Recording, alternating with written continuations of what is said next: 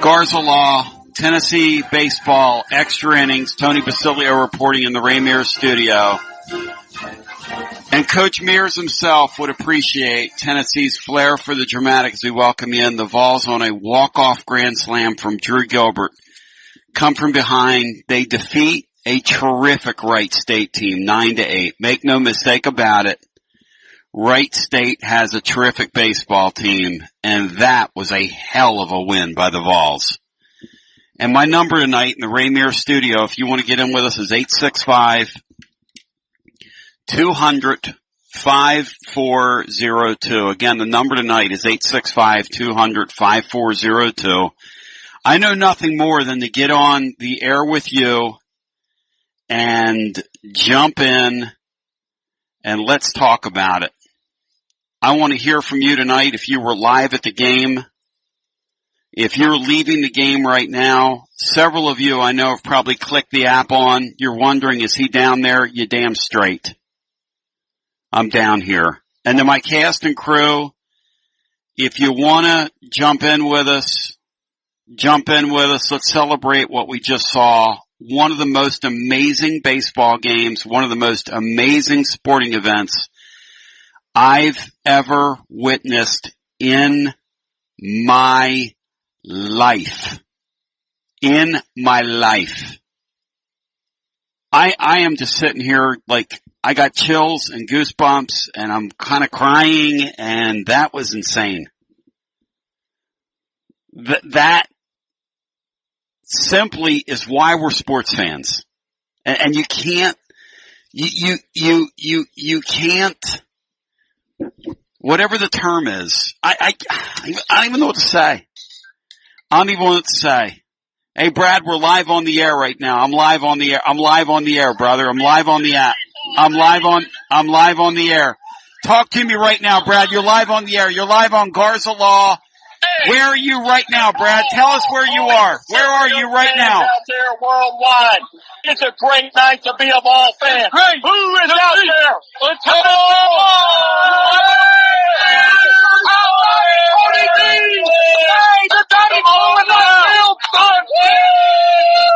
Did you boys warm the Calhoun's porch up for us?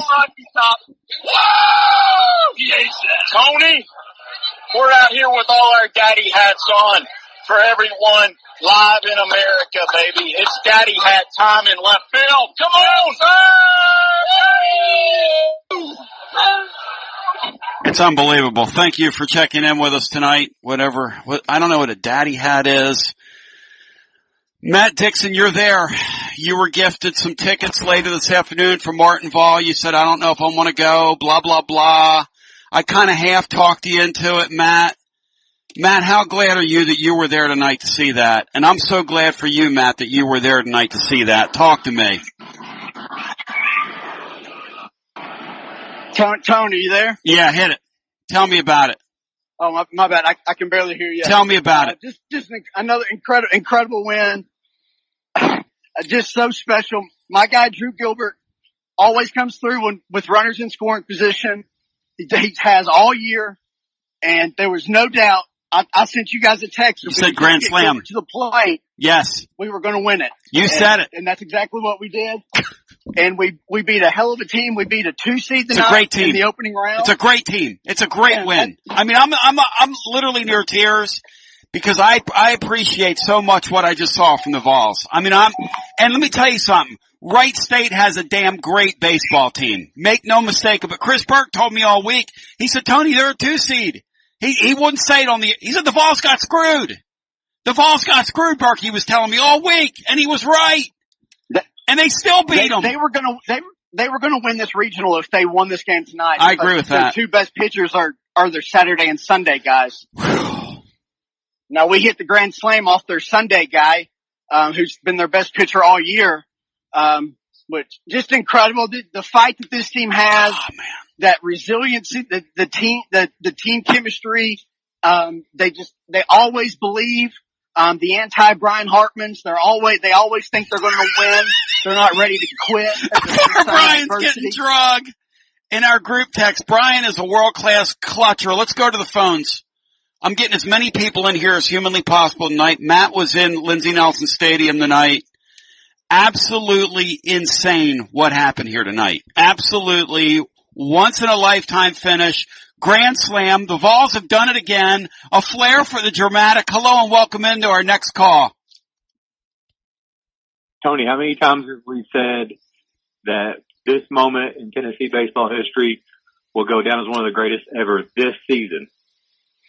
Oh man. We've said that so many times this year. It's amazing. I mean, this is just so special, man. This is just, and here's the thing. That damn Wright State team we played tonight is a hell of a baseball team. That's a great win. That's a great win for Tennessee. That's a great baseball team. Those guys can rake, man. Those guys can hammer the baseball. You and Matt hit the nail on the head. Because I was thinking the exact same thing. If Wright State wins tonight, we don't get out of the region. They're advancing to the super regional. No question. Because that team is full of grit and players that you could cheer for, just like we have players that you can cheer for. Yep. I could see getting behind that Wright State team if they made it out of this region and continue watching them, even though they would have beaten us, to see how they would have done, because they just got a bunch of dudes on that team that can ball. They're great. They remind me of us. They remind me of us a lot. I mean, their whole, now here's the thing, right? And I'm not even going to worry about this right now because it's Tony Vitello's job and Frank Anderson's job, but I don't know what you're going to do for a bullpen the rest of the weekend. You got to hope and pray tomorrow your freshman just goes lights out tomorrow and you're able to mow somebody down and get to Sunday and somehow figure out a way to get through it, because Wright State made you exhaust your pitching tonight to get to that spot. And I'm praying like crazy that this deflates Wright State's balloon and somehow, some way Duke upsets them tomorrow. Yeah. I don't know if I want to see them two more times. I mean, they're a fantastic team. I don't want to see them. We just rose above, and it's amazing what they did tonight. I'm amazed. I woke my wife up screaming. She's not happy with me. So I'm in my car right now driving around because I'm so jacked up right now. Well, I'm so glad you joined us. I'm so glad you jumped in here and joined us, because the truth is that's what we're here for. That's what I'm here for. This is what we're here for, to celebrate moments like this with the living Vol fan. And thank you for the phone call. And that is a great point on Wright State. Matt said it. I said, I got unbelievable respect for them right now. I've got unbelievable respect for us. The kids on our team, you get up there and you work at walk and you overcome everything we overcame tonight. Some of the self-inflicted stuff, running out of some innings, those kinds of things, some indecisiveness on the base paths. Did Tony Vitello do the right thing or did he not do the right thing, bringing his closer in the fifth inning? Little early for me. I mean, you talk about putting all your chips in the middle of the table, but somehow, this team continues to find a way. Brian Hartman, your thoughts? Knew we had them all along. Never a doubt. I mean, those guys, hey, Matt, that kid that's that's supposed to go high in the draft from Wright State, that ball he turned on early in that ball game, there haven't been many balls hit like that in that stadium since that place has been there. I mean, those guys smashed some baseballs tonight. Smashed them. Yeah, the one that in the first inning that Black hit to right field was cleared the fence by a good 100 yards. It was unreal. 100 feet. 100 feet. It was unreal. The one that Quincy Hamilton hit, who's the Horizon League Player of the Year. Yes. He hit an opposite field bomb that cleared the stadium. It went across the street. So, I mean, they've got legit power. That's an SEC hitting lineup. I mean, they are middle to upper tier SEC hitting lineup. So I'll give you something here. The ball that Quincy Hamilton hit, the left-hander, I mean, who hammered the ball well over our porch where we're going to be on Sunday, hit Dwayne Light's truck. Dwayne Light from Cherokee, my boy, hammered it. I'll send you guys a picture. Smashed in the backside of it. I mean, hammered out there in that lot. They told me you parked at your own discretion out there. Dwayne Light learned that this evening. Hey, D, I'll say this to you. It's never been sweeter to get a big dent in your truck. It's never been sweeter, Dwayne Light. Never been sweeter. Let's go to the phones. Tonight presented by my man Marcos Garza, your Garza law firm. I also want to thank my friends at Calhoun's for giving us the porch this weekend. And you heard from Brad earlier out there on the Calhoun's porch and his band of crazies. What a night. What a night. Let me say this to Big Orange Country. You deserve this. Savor every minute of this. This is really special, and I'm savoring every minute right along with you. Let's go to the phones. Instant reaction. Let's get our next call in. Hello and welcome. Hi, you're on the air. Hello? Yeah, hi, you're on the air. Hey, Tony B, it's Joe Brick Joe. Hey, Gold Brick Joe, they showed you in the 9th inning. I called it too. I called the shot. You look like a guy that was sweating bullets out there before the 9th inning began. That look on your face. I was worried, Tony. Oh my gosh, man. I mean, cause here's the thing. You know what Matt knew. If we don't win tonight, we're not coming out of this region. Wright State was coming out of this region. I saw that tonight. I know what I know. I know my sports. I know what I know. They were coming out of our region because we had used up our bullets. I mean, we literally were down. You talk about a back against the wall deal. That was back against the wall for the Vols tonight. Tony, that was incredible.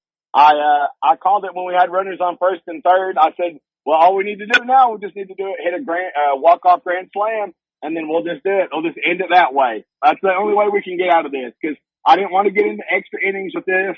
I didn't want to do anything more. I said the only way we're winning this is if we walk off grand slam it. And by God, if that's not what happened, they did that walk. Tony, the crowd tonight was insane, phenomenal. These Vol fans were out here ready to go. They got up at the top of the 8th or the bottom of the 9th. I'm sorry, and they're fired up, focused, and prepared. They were ready to go, and that crowd was partially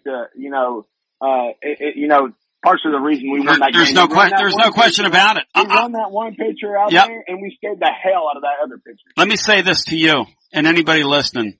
The crowd in that place tonight in the 9th inning believed. They absolutely believed. Now, Matt, you guys can speak for this. I'm watching that thing on television. I turned to Laura and I said, look at that crowd. Not a person left. Down 3 runs. Not a person. Not a person left. Is that amazing or what, Matt? I mean, sorry, go ahead. No, go ahead. Either one of you. I mean, that's amazing to me. Not a person left. Out there. I love this place, man. We deserve this. You deserve this, Joe. You deserve this. Everybody deserves this. We deserve this. That team deserves this. It's just such a beautiful thing, man. That's a beautiful thing what happened tonight. I'll tell you who really deserved this tonight was my mom. And the reason I say that is because my mom has missed the Vanderbilt walk-off and she missed the Arkansas walk-off. And then she was there tonight, and I got to spend that time with her. God bless you. I always go to all the games with her. She's always the person that I go to the sporting events with, and she's just a huge fan. She's a sweet lady, man. Just right there, just awesome. And I would just love that she was able to see that tonight and able to witness that because she didn't get to. She felt bad and guilty about missing those other 2 games. She said, "Well, maybe I'm bad luck or something," you know. And then she got to see that tonight, and it was the biggest one of all 3 of them. You know, it was the biggest one of all 3 of them. So it was just fantastic to have all those Vol fans out there tonight. Place was rocking. Place was awesome. And just loved it. Loved every second of it. Appreciate it, Tom. Gold Brick, thank you. On the scene, Sean Sinclair. We just keep saying it about this baseball team, and they just keep producing one moment bigger than the last. It's insane. It's amazing. Yeah, they're special. I mean, I don't know how else to say it. You know, even in our little chat group, I mean, I don't know that we were predicting it, but nobody was giving up, because these guys, you just never know. Like you said, and we were saying in the group tonight, big props. They still say that much respect to Wright State. That I don't know if they would have the pitching, but they could hit the SEC against anybody. They are fantastic, and I'll tell you, that team looked like a ragtag team. So they had little guys, they had fat guys, guy with dreads, big moose at first base that could dance over there like a bear. Yep. I mean, they just had it, but every single one of those kids was a ball player, and there was nothing lucky about what they were doing. They looked fantastic. But this team, even their uniforms looked goofy on them, like they got some other school's uniform. They were too big. Yep. But man, this squad, I'm not sure that we brought the intensity today, that Wright State did. But this team they don't hang their heads. They don't, the coaches got a little chippy for us, but the players just stood right in there. Next man up, count on your buddy, help your buddy out. A couple of base running mistakes, a couple of errors, but hey, these guys find a way to win. And, I guess it was, Matt said, Drew Gilbert just has the biggest set on him because it just seems like when the pressure's the biggest, he's the calmest. And, they didn't show where it hit on TV. It just left the screen. Way out. The ball just totally left it's freaking way out. Matt, how far out of the ballpark? He knocked that thing in the river. Matt, how far out of the ballpark that ball go? It went about as far as that homer in the first. I quit watching it because I was too busy celebrating. Oh, it was way out. Drew Gilbert's bat flip went pretty damn far too. I'll tell you this, Drew Gilbert. Walk that thing off. Oh, you sent me that clip.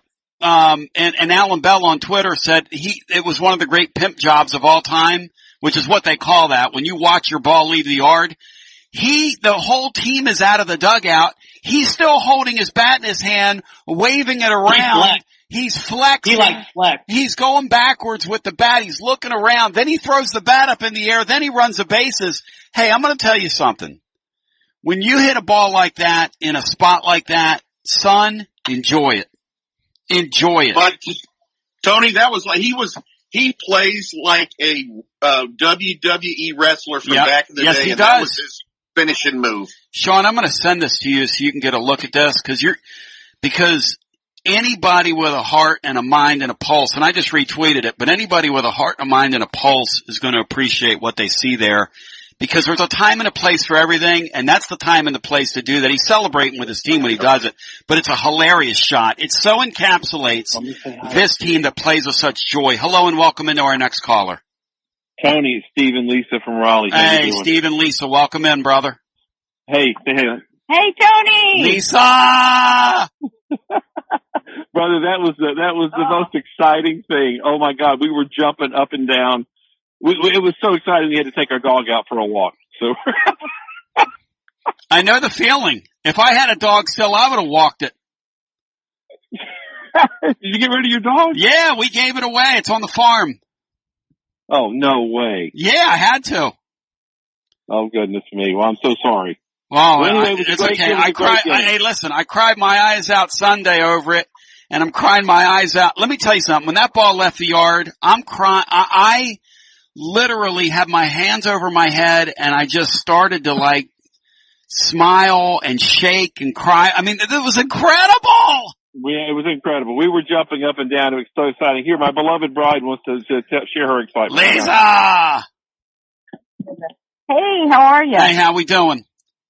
Good. Oh my God, nothing like this ever happens to us. Ever.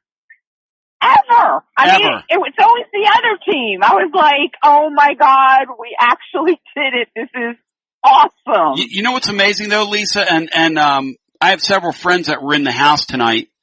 Not one of them, everybody told me nobody left. And I'm looking on TV and it was jam-packed. The magical shots of our crowd when the ball leaves the yard, there's a couple of iconic shots that folks are going to look at for years to come. One of them is our crowd just in unison, just watching that ball leave, and just that moment where you just pause and you kind of in your mind's eye go, am I seeing what I'm seeing? We're seeing what we're, you know what I'm saying? Like, we're seeing what we're seeing here. Is this happening again? Is this happening again? Amazing. Oh, it was crazy. I was just, I couldn't believe it. I was so excited. I was just like, wow. I wish I could have been there, but anyway, watching it on TV was just as exciting, let me tell you. I never dreamed in a million years, okay, that college baseball could be this good of a sport. I just never dreamed in I mean, Lisa, we're on the air talking about this right now. Yeah. They deserved it, and the fans deserve it. Oh, man. So, yeah, it's nice to have something good to celebrate, you know. God bless, Lisa. Thank you. Good talking to you in beautiful Raleigh. Okay, you too. I'm going to try to get as many folks in here as we humanly possibly can. Hello and welcome into our next call. And if you're leaving the stadium tonight, by all means, dial us up, 865-200-5402. It's Garza Law, 10th inning. Hello and welcome into our next caller. T-Boz, my voice is about gone. Billy J, what's up, man? That was absolutely electric. Top 10 probably Tennessee moments of my lifetime. And, you know, I've been to hundreds of days. You've been to like every football game played, and you're saying that. You've been to like every basketball game. Billy, I never dreamed, and you and I both love baseball, like away from this. I never dreamed the sport of college baseball be like this. Shame on us for not playing this sport till now. I mean, what in the world? This is the funnest thing, and this is the funnest thing going. You texted me in the ninth inning, like, hey, we're going to tie this thing up. Yes. These kids are just scrappy. Man, when the relief pitcher looked so scared, he didn't want to be on the mound. Yep. And Gilbert was swinging for the fences. And, man, when he hit it, my brother and I didn't even watch it. We just started jumping. We knew it was gone. He hit that thing 450 feet. Well, you know what's funny, Billy? And you coached, and I've got a great friend that's a coach. And we were both marveling over, me and my buddy, who's been at this forever.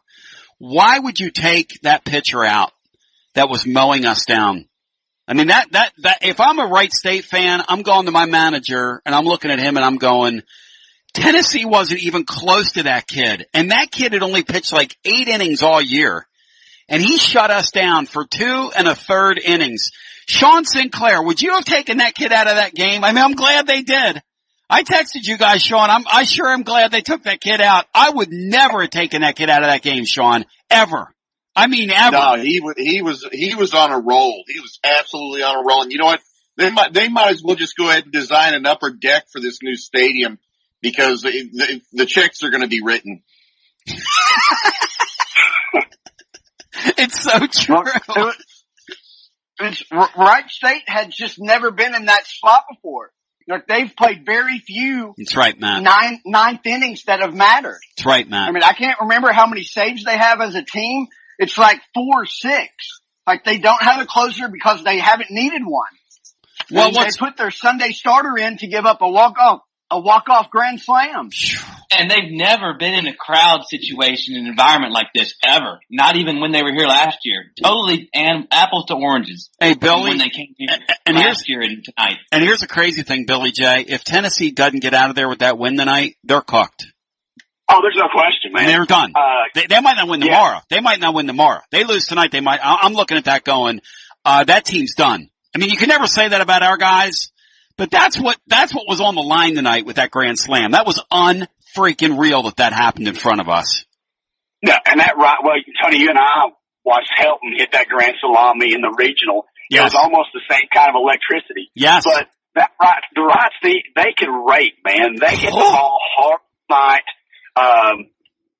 Dallas wasn't fooling anybody. It was just one of those games that you felt like we blew a couple runs early. It was going to come back and haunt us.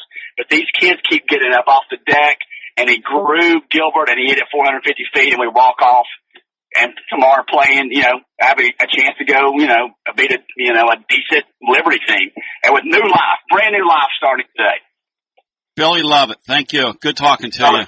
I'm glad your voice got stronger too as the call went along. I was a little worried about you there at first. Hello and welcome into our next call. Pardon from the governor tonight. Do what? For your When's that was a pardon. The last time we hit a walk-off grand slam? I mean, it's incredible. It just keeps getting better. That one, I want to say Chris Burke hit a walk-off grand slam against Arizona State in a midweek game once, but I might be mistaken. Didn't Russell do it this year? That was in the bottom of the 8th. Okay, sorry. And then the 3-run homer that Ferguson hit was a 3-run jack against Arkansas. That wasn't a grand slam. Yep. Wow. Oh, man. Every great team has to have a guy like Drew Gilbert on it. Every team. I mean, just that kind of tone setter, the Juwan Jennings, Admiral Schofield type, the guy who he's going to be wildly inconsistent. Yes. He's going to, make you crazy in the field. A lot. Yes. The bases are empty. Yes. He's not going to make a play in center field in the 3rd inning. You're right. But when it matters, he's who you want at the plate. And that's why he has the swag. That's why he wears number 1, because you can't do that and go out there and play like shit. When you look like the bomb, you have to go out there and perform when it matters. Hey, Matt, you know what's bigger than the Drew Gilbert's heart is his freaking stones. That guy's a freaking grown man. Tell him, Taylor. Oh, I was in tears, Tony. Taylor, you're on the porch. Taylor, you're on the porch, Sunday. I don't know if you heard that, but you're on the porch. You won today. I didn't hear that. You got to be kidding me. No, you won today. I'm getting ready to send emails out. I was waiting on the game to end. I'm driving up, my friend. The 5 hours, I'm there. I can't wait. Listen, I literally was in tears of joy after this game. I've never seen anything like this team. They rival. I think they're bigger than the Sugar Vols, Tony and Matt and Sean Sinclair. I have never seen anything like it. And why did I have to wait almost 50 years to become a Vols baseball fan? I'm almost speechless. Drew Gilbert is a grown freaking man. That Wright State team, they're full of 6-year seniors. That team can rake. They're like an all-star Beano softball team. I've never seen anything like it. What a moment. What a game. Top 10 moment in Vols history all time. Got a snowball in left field. I'll say this. I'm going to harken back to what Tony Vitello told me this past off season when we knew we'd have these COVID seniors, what they call these super seniors, which is what they're calling them, these 6-year guys that are running around. He said, in our sport, Tony, it's going to make our sport better than it's ever been. He said it's going to make it harder in the postseason to get through in a lot of these leagues. And his prophecy almost came true tonight. Cause I mean to tell you, they have some veteran guys that are men on that Wright State team, and they were raking the baseball tonight, Taylor. They were not. They were raking. Oh, no. No, I respect them. Like, listen, to make them a 4 seed and to send them here is a disgrace to the season those kids have had there. They deserve better. They deserve to be in a winner's bracket tomorrow somewhere. Team probably in the tourney is right. Yes. On the way out, here's what separates Vitello. First of all, watch the replay. He beats Gilbert to first base. He made a beeline down the first base line. It was unbelievable. And what other coach actually tells the University of Tennessee administration, keep track of how many people request tickets, even when we're sold out? The guy gets it. He's a marketing genius. The guy is going to get paid with a capital P and deserves every bit. What a moment, Tony. This was incredible. The Vol fans deserve this, as you said. Take care, buddy. See you Sunday. I'm glad to hear that I'm not the only person that had tears when the ball left the yard. That was my reaction. I mean, you can call me what you want to call me, but I literally sat there with my hands over my head, kind of like this deal, like crying almost. I'm crying thinking about it right now. Just the emotion of that. Cause I appreciate how hard it is to get up off the deck. And I also love that this fan base didn't leave the baseball stadium. Y'all are incredible. There's not many other places in this country, if any, where you would have panned to the crowd and it was jam-packed down 3 runs in the 9th inning. A lot of people would have just taken it and said, I'm beating the traffic, screw this, I'm pissed off, we're choking, blah, blah, blah. And everybody stayed. Let's get our next call in. Hello. Brian, be honest, did you change the channel? No, I did not. I kept on the live stats feed the whole time. Hello. Hello and welcome into our next call on Garza Law 10th inning. Hey, Tony. Yeah, hi, you're on the air. Hey, Tony, I'm sitting here watching the game. Yes. With my 11-year-old son. So we got a man on third, man on first. I said, son, we're about to hit a walk-off grand slam. He said, Dad, those are very, very rare. Son, what happened? Tell Tony what happened. So we bet on it. What did we bet? 50 push-ups, Tony, 50. He had to do 50 push-ups that we wouldn't walk off. That's the greatest thing I've ever heard. Hey, has he paid? I said, wait, son, just wait on it. I said, next pitch, he's going to knock it out. And I look up, the ball's from the Tennessee River, and he's in push-up position. That's the greatest thing I've ever heard. So let me ask, what's your son's name? Isaiah. Isaiah, how many of the push-ups did you do? All of them. He did all 50. It's the greatest thing I've ever heard.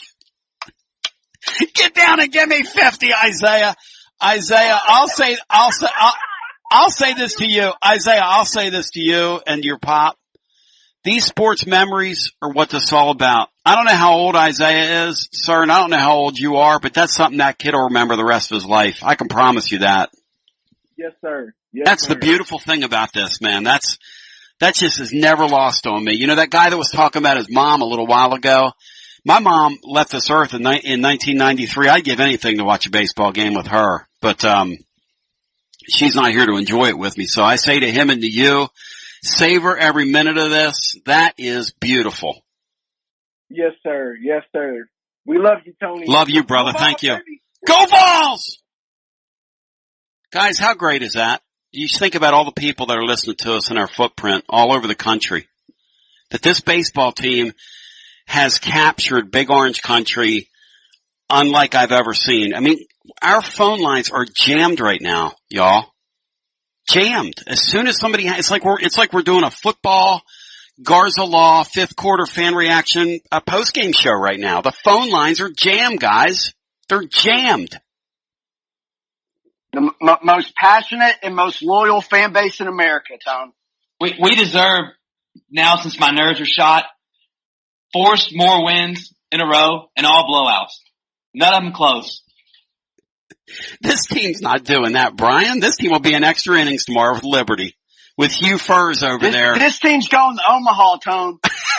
hey, after tonight, Matt. Laugh all you want. After tonight, I'm not, no, after tonight, I'm not, after tonight, this team might win the National League West, Matt. This team's going to do anything they want to do after tonight. Let's have no more nerves. I know this. Drew Gilbert would have been the best linebacker on Tennessee's football team last year. Let's get our next call in. Hello and welcome. It's Garza Law Extra Innings. Hello. Tony T and the family. What's up, brother? What's up, brother? Holy shit, man, is all I can say. Matt, I asked you if y'all were doing a post-game show. You said y'all weren't, but here we are. Isn't this amazing? The first home run, Lipsius goes yard. Okay. And listen, man, the whole vibe after, when they come out in these ragtag, like, Doc Sinclair was saying, they had like these little league uniforms on. And I mean, I was kind of like, oh shit. And then, old boy hits that, and that kid, he crushed those 2 first pitches, the first 2 at bats, that guy who they said was the top ranked draft pick out of the region or whatever. He absolutely crushed those 2 balls. But when he hits that first one goes off, JB's glove and goes over the wall. Oh. And then, Spence hits that one, and then the guy catches it. I'm like thinking, oh my God, here we go. But dude, when it was 2-0 and then Lipsius just crushes that, and that ball, when they say it leaves the yard in a hurry, that ball left the yard in a hurry. But listen, the first guy out there talking noise right on the baseline who was it? It was Drew Gilbert. I guarantee you that guy's a world-class trash talker. You can just tell, can't you? Dude, listen, it just feels different, man, this team. And you've had Tony on here. It's just such, and somebody tweeted earlier, and I said, this is exactly what this university needs, is Tony Vitello. He was in the umpire's ear. Yes, he was. And you go back to that elbow that, our boy Falky takes. Yep. What do you think Tony Vitello? Are you freaking kidding me? Now, you're kidding me. Listen, man.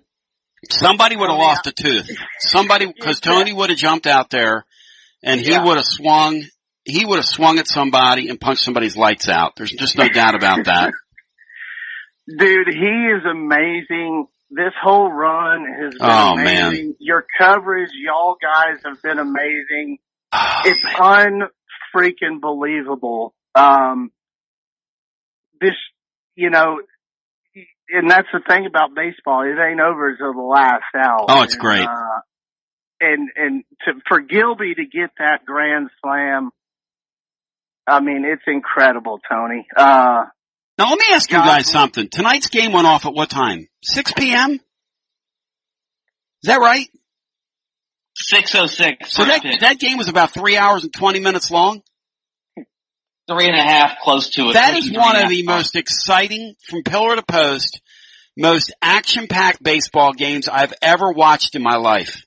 And I'm not kidding. Amen. I'm 54 years old. I'm going to tell you something. That and Game 4 of the Houston Astros Phillies NLCS are my two favorite baseball games ever, and I'm not even lying to you. I'm not. That right there, pound for pound, is one of the great baseball games I've ever witnessed. It had a little bit of everything. It had some great stuff in it. It had some bad stuff in it. It had some controversial stuff in it. It had some long balls in it. And it had one of the greatest finishes you'll ever see. And the thing that really gets me, Sam, is that everybody in attendance knows our team so well that they all sensed what was coming in that ballpark. You could tell. You could feel it. You could feel it. Yes. And that's why you're so good, brother. That is such a great point. And you are exactly spot on that. Nobody left. Everybody was on the edge of their seat. Nobody left that ballpark because they believed. They believe in Tony Vitello. They believe in every player out on that team.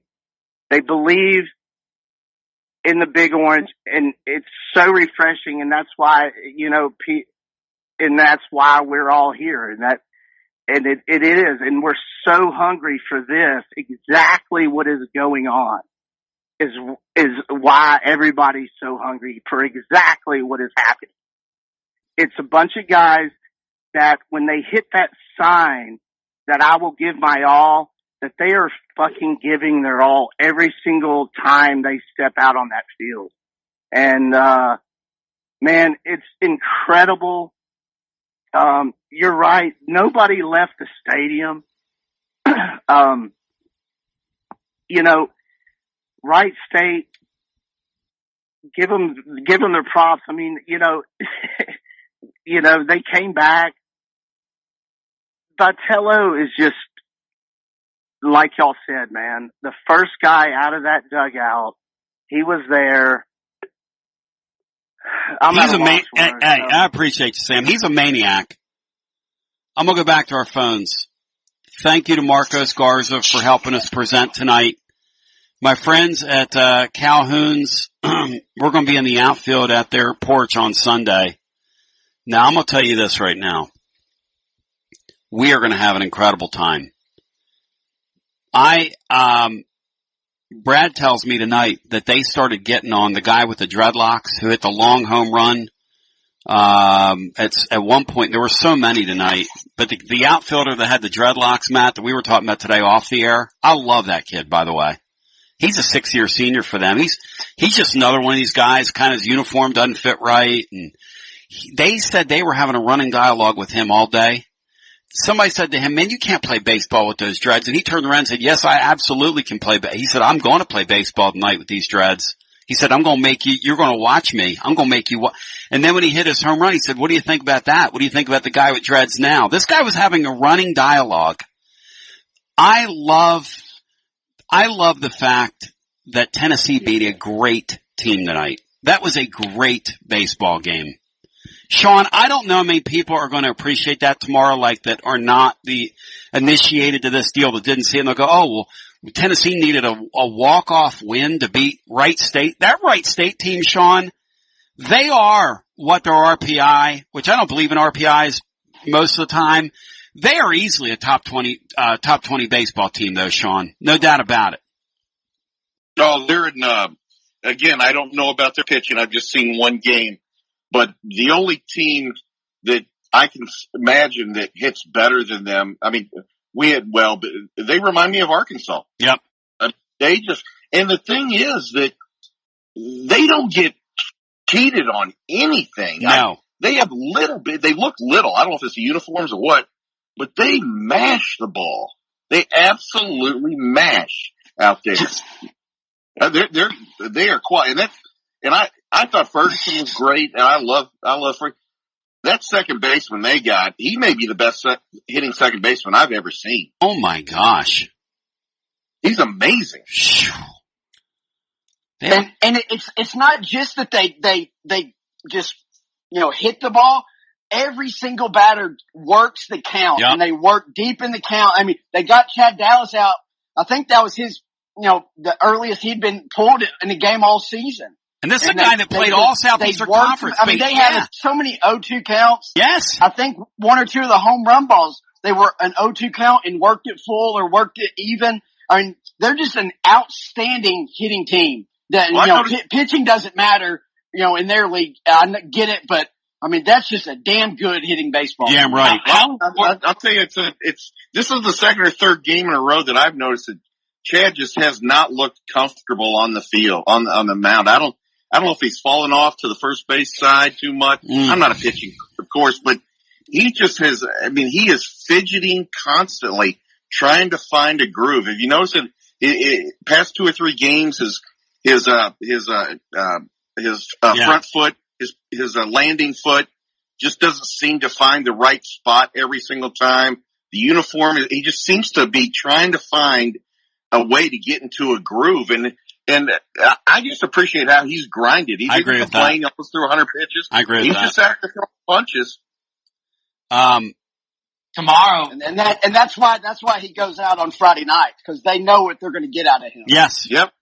Go ahead, Brian. And he's given up a lot of homers here over the last month. Well, you put that, hey, you said that in the blog today. It's HeatClub.team. Your game preview this weekend.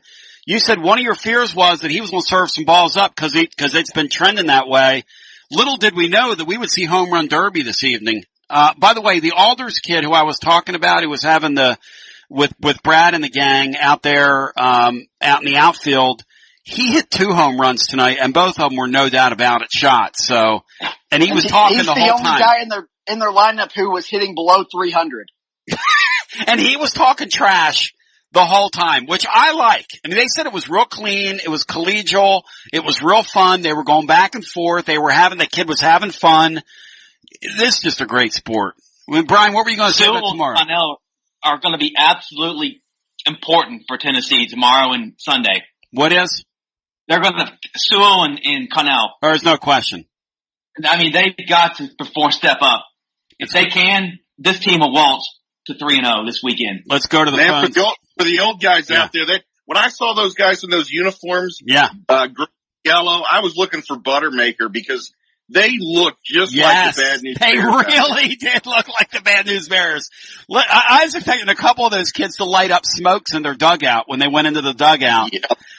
Where's Kelly when you need him? Let's go back to our phones and get our next call in. Hello and welcome in. Hey, what's up, Tony? It's Lee, bud. Hey, Lee, welcome in, man.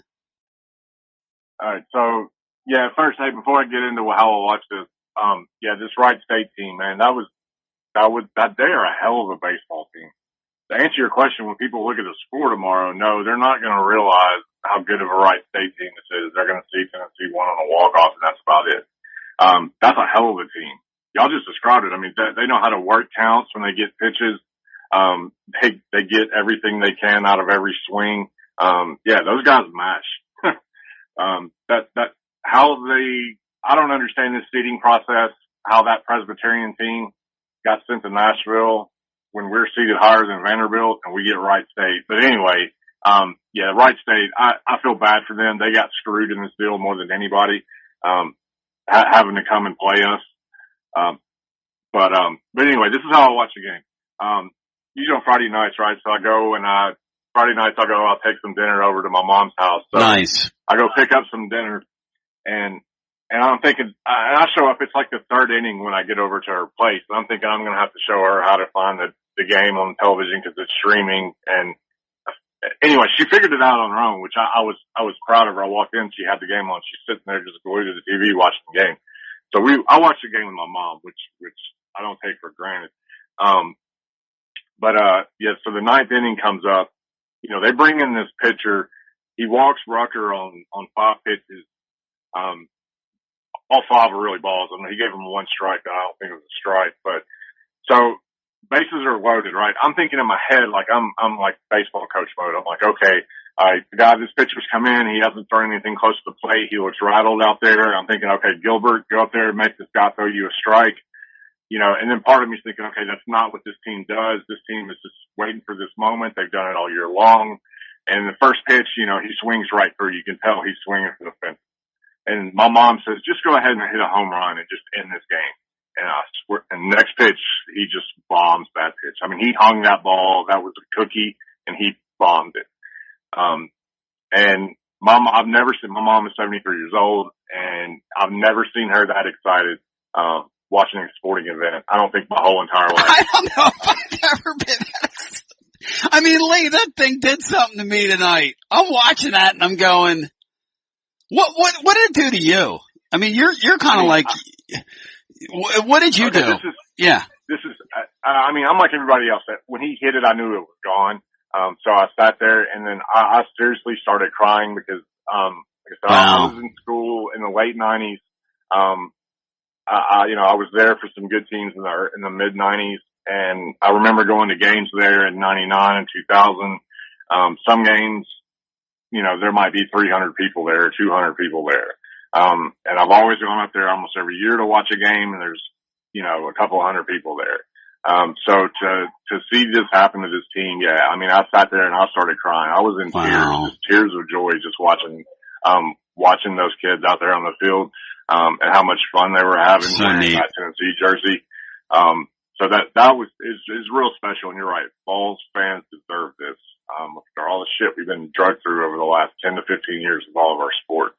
And like I said, it was just mostly just watching those kids out on that field, wearing that Tennessee jersey, just celebrate and seeing the fans, you know, not care about anything else. They're living in the moment, just enjoying their team in a sporting event in a moment that they're never going to forget.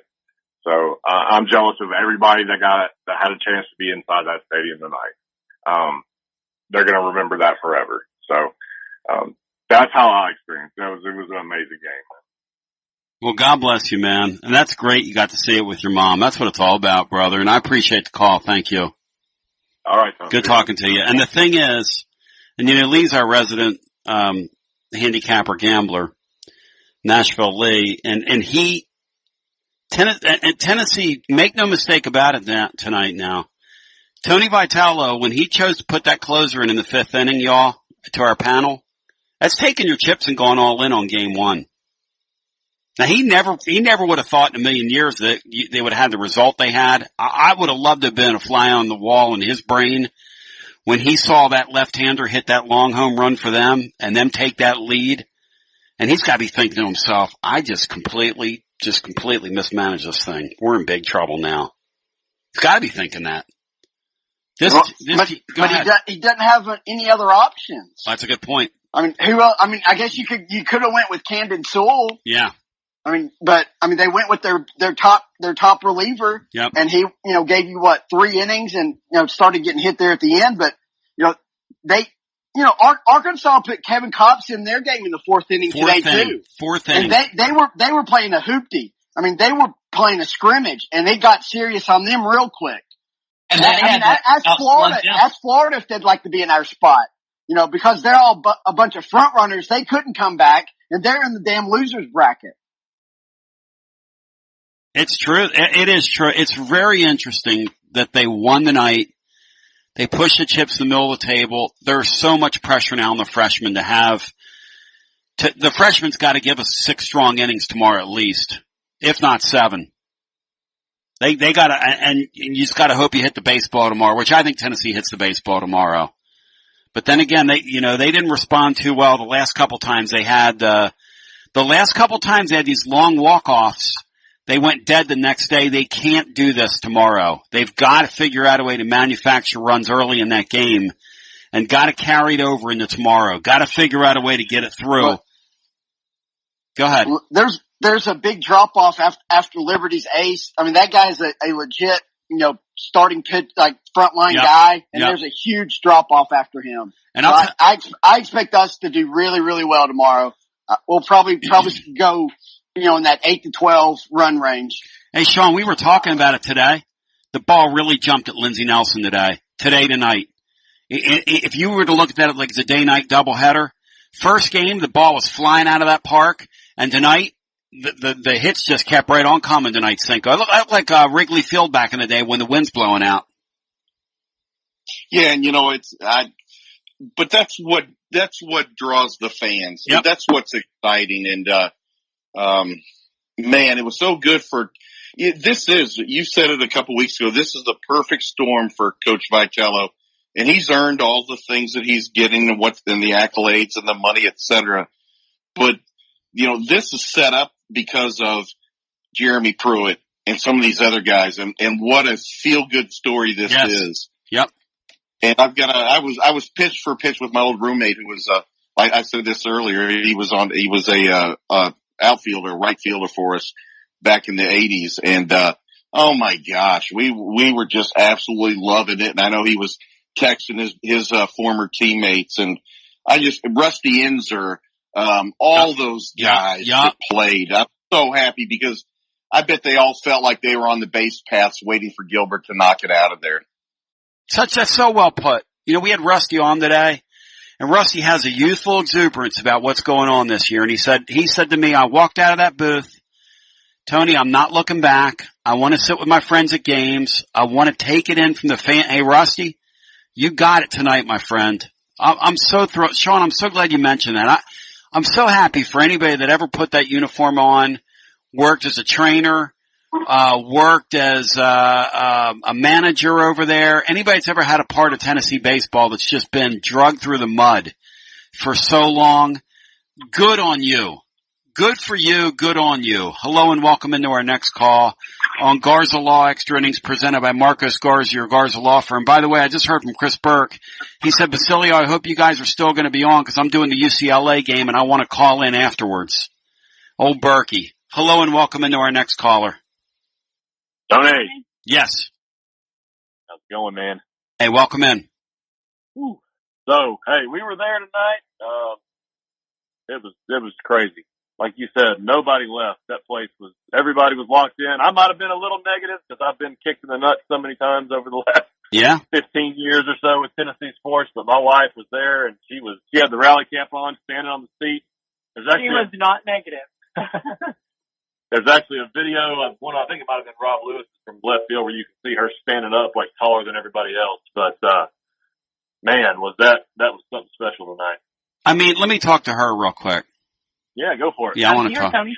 Okay, so when he gets negative, because my wife's got to look at me sometimes and go, Tony, shut up. Do you have to do that with him sometimes when he gets, because my wife's like, Tony, you got to relax here. Let's all relax here. 1,000%. I am trying to be behind him and tell him that, hey, we're there. We can do this. We can do this. I've been let down a couple times, but Tony Vitello and this team, I mean, him running down the first baseline, that was something special. I just can't comprehend, y'all, just how special this year has been. It's like we're living in a highlight video. And it just keeps going. There's just more tape in the highlight. You're expecting it to end? Like tonight I was thinking, I don't know about y'all. Sir, you sound like you're kind of like I am, which is I was thinking, man, we've had a nice run this year. This is a great season. And it kind of sucks that it's going to end this weekend, but, Yeah, I mean, my thing was, we shouldn't have been playing that damn team, and that's on them too. Like, no doubt. They got through being a 4 seed. That's a hell of a baseball team. Those dudes can hit the baseball. Yes, sir. But yeah, for our team, like all year, it's just the resilience. Like they just keep coming. They keep coming. They keep coming. They never quit. They're in there. And when I knew Drew Gilbert was like, I told my wife, I said, if we want to have anybody up, it's Gilbert and Russell back to back right there. If we would have had a chance.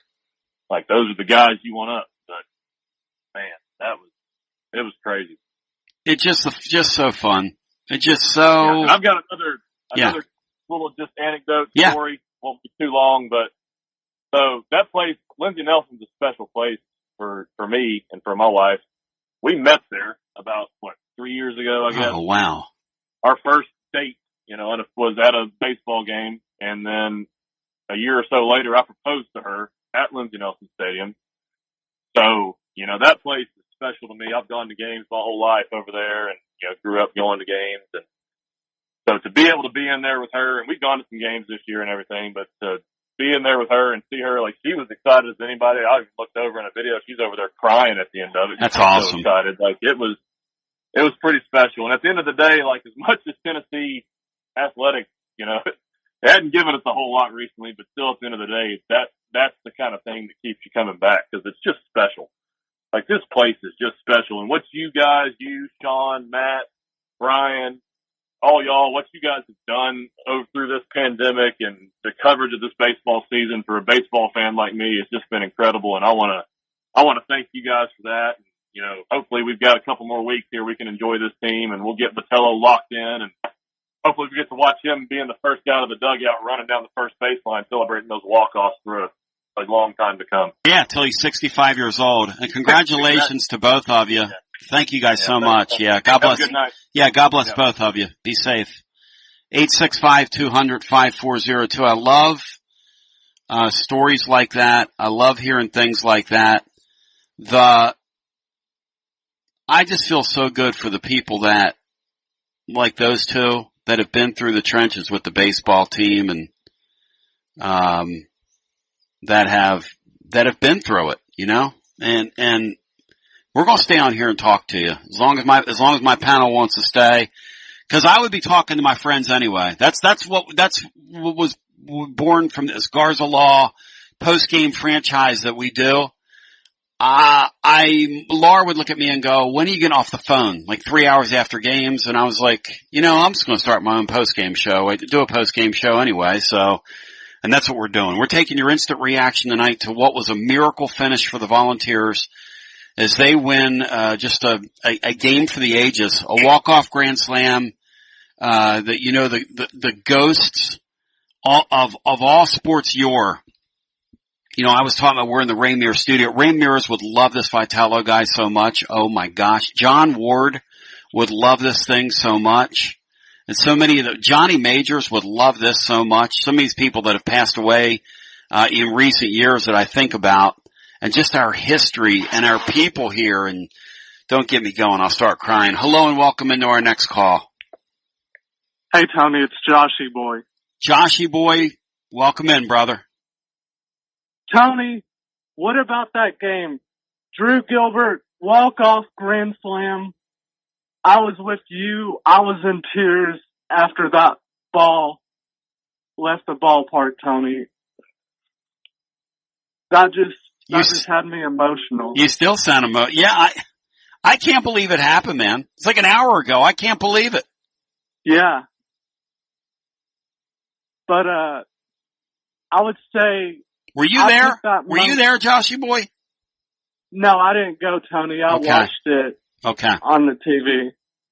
By the way, who were the two guys who did the game on television tonight? Does anybody know? Sean, do you know who those two guys were?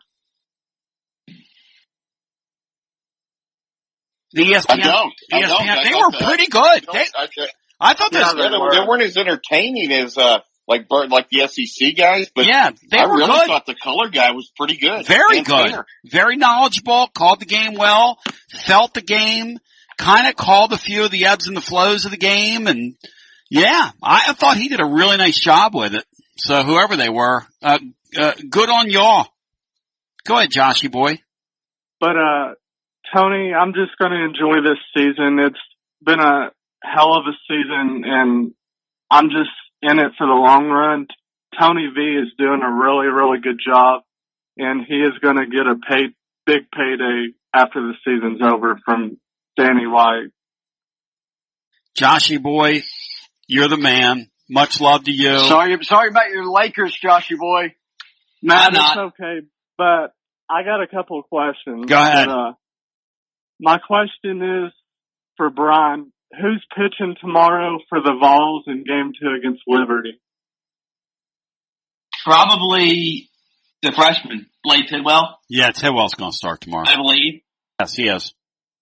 And as Matt said, Liberty's pitcher there's a drop-off from today till tomorrow with their first and second starters, so Tennessee looks to have a huge edge if they can come off cloud nine. Yep, and last couple times we haven't handled this well, so gotta get back. Gotta get it back. We're handling it well tomorrow, Tone. Okay. Joshua Boy's Lakers got beat by Devin Booker went off. Yeah. Just imagine how big of a dumbass a coach has to be to leave Devin Booker on their bench in a Final Four over that and let the Harrison twins blow a game to Wisconsin. No one's played better defense on Devin Booker since John Calipari in 2015. I mean, thank you, Matt. Thank you, of course, Josh. that dumbass still can't wear a mask right, even though you don't even need them anymore. Let's go back. An absolute idiot. Let's go back to our phones and get our next call in tonight on Garza Law Extra Innings. Hello and welcome in. Wait till the Kentucky fans read about this in the paper tomorrow. Hello and welcome in to our Sunday next morning. call. Hello and welcome in. Hey, Tony, this is Calvin and Misty from Bristol. Hey, Calvin, love you, buddy. How you doing? Hey, doing good. I got to share a story with you. Tony, it's been a rough last 6 months. I hadn't had a chance to tell you, but my wife lost her dad to COVID back in December the 3rd. And it's just been a really tough time. And it was 6 months ago there yesterday. And so she said to me tonight at around 5:30, she said, let's just go out for a nice dinner. So here I go, and I take my phone app with me into the Italian restaurant, sitting there eating my chicken parm, and I'm enjoying the ball game. And I'm trying my best to get back home, and she and I are both getting excited in the restaurant, watching the game on the phone. And then I came home and we sat down and she was sitting beside of me and we noticed that where I couldn't get it, on the phone when we were coming home, that we were down 3 runs. And I told her, I said, everything's going to be okay. Everything's going to be okay. And Tony, my hat's off to that Wright State team. They played an awesome baseball game. But I want to say one thing. When that kid came out there, that big reliever come out there, the Sunday pitcher come out there, I don't know if you noticed it or not, but the shot that ESPN had, did you see the sweat just rolling off of the back of that kid's neck? That's exactly right. That crowd in that moment looked a little big for that kid. I would have to agree with you. Now, he was pretty lathered up out in the pen maybe, but I'm going to have to say that's right on the money. I thought about you immediately when that ball went out of the park, and I just had a feeling. I just knew after that first swing, if he got another one in that same zone, it was gone. And I knew when he hit it, it was gone. And it just took me back. I remember I've been in Lindsay when there's been some big moments, but I think the way that fan base did tonight when he hit that ball, that took me back to when I was sitting in Neyland when Sterner put that ball on the turf and we recovered that fumble. It's one of the more special moments. I mean, a friend of mine tonight who's been to everything said it's in his top 10 moments. And when he says it's in his top 10, this is a guy that's been to everything that's been played. And when Tennessee puts a uniform on, I mean, he's pretty much been there. And, so, he's saying it all when he says that. And Calvin, my best to you and your family. Y'all are precious people. Y'all are sweet people. And, I really love and appreciate you, man. Well, we love you too, Tony. It was a pleasure, when we finally got to meet you. Yes, sir. We'll be doing it again. Oh yeah, and I think we're going to be sharing some good memories and moments in the future. I think things are just starting to turn around for Tennessee athletics and Big Orange Nation. And like caller after caller said, we do deserve this. After all we've been through, the fortitude and I will say this, the balls that we've had to have of steel, I think it's going to pay off. Thank you, brother. God bless you. You and your wife. Thanks. You too. Bye-bye. Yes, sir. Let's go back to our busy phones, get our next call in. Hello and welcome. Tony B. Hey, welcome in. Hey, it's Denny. Hey, Danny, what's up, man? How's it going? Just doing a little radio or something or whatever they call this now. Well, I'll tell you this. I finally just got out of a parking garage that we sat there for 30 minutes after a baseball game. Wow, that's awesome. Stuck in a baseball traffic jam. Never in my life I've been in a baseball traffic jam. I want to call and tell you a little bit. First of all, I've called 1,000 times. It's been easier to get in with a football game than after this game, so that's pretty exciting. A couple of things. So, ran into some guys from the 05 team that were there tonight. So Michael Rivera was there, Rucker, Tharp. Oh, that's neat. The manager, Luke Alter, he was there. It was freaking awesome. It was just a fun, they were raising Cain, just an unbelievable environment. And prior to the game, we'd gone to a place, I'm not going to name it because they're not a sponsor here, but it was packed. And my boss and a couple of guys came up from Chattanooga, and I said, why don't you look at this? It's 4:00 on a Friday, and this place is packed. I was like, look how hungry we are for something. Just something to be excited about. Yep. And, man, what an unbelievable game. And I walked out of there and me and my buddies been Tennessee baseball fans pretty hardcore Tennessee baseball fans for years. And, I think I sent you a picture of that Tennessee, baseball tweeted of us in 05. Yes, out in the outfield. Yep. Yeah. So crap, it's been 16 years. They're like, good grief, I don't even recognize you. I said, well, the kids that were born that day have driver's license. So yeah, I don't doubt that you don't recognize me. But it was just, it was something when that home run hit, my fiance was with me and I started crying. She was like, are you freaking crying? I said, you don't understand. It's been 16 years. I was like, and this is your first Tennessee baseball game, really? And you just saw the best one I've ever seen. I've never seen live. She's looking at you like, what are you gotta be kidding me?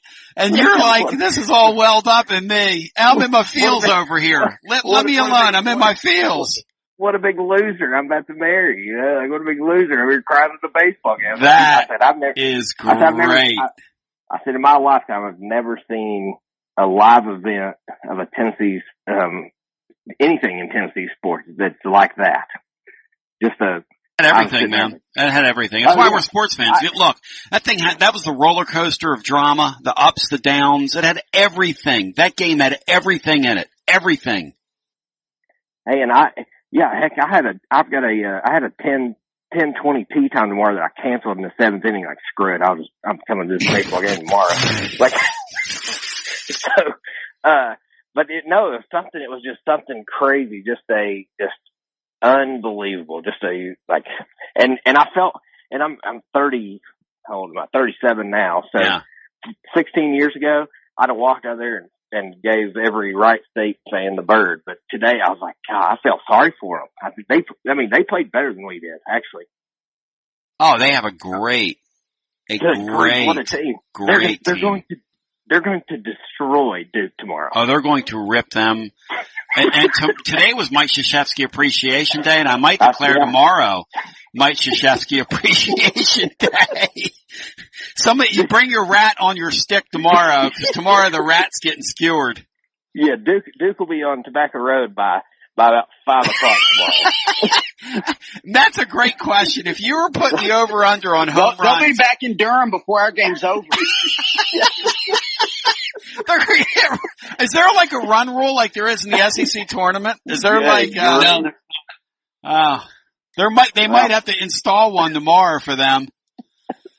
Oh man. You guys are awesome. And for Liberty. You guys are. You hate to see it. Hate to see it. It's a good thing. Bad things happen to just an institution like Duke. Hey, great talking to you, Danny. Love you, man. See you, buddy. Love you. That's great stuff from Danny. Let's get our next call in. That is funny. He's getting ready to get married. She's looking at him like, you're crying over this? He's like, yeah, I'm crying over this. Hello and welcome into our next call. Hey, Tony, it's Drew in Knoxville. How are you? Hey, Drew. Good to talk to you. What's going on? What a night to be a Tennessee Vol, huh? Pretty incredible evening, I'd have to say. Tony, first of all, I want to say that, the thing I think we all need to remember is this guy's just getting started, guys. Tony Vitello is just getting started. We're in year 3 of this for all intents and purposes. And everyone, by all intentions, seems to think that last year's team was better than this. If you think this is fun, just wait until this thing really gets rolling.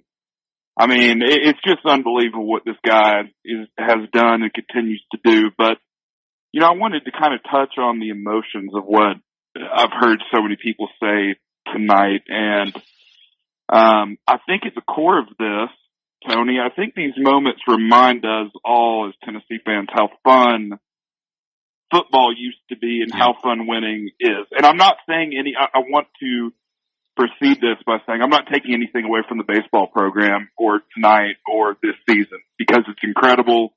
And it's a lot of fun. But Tony, tell me if this sounds familiar.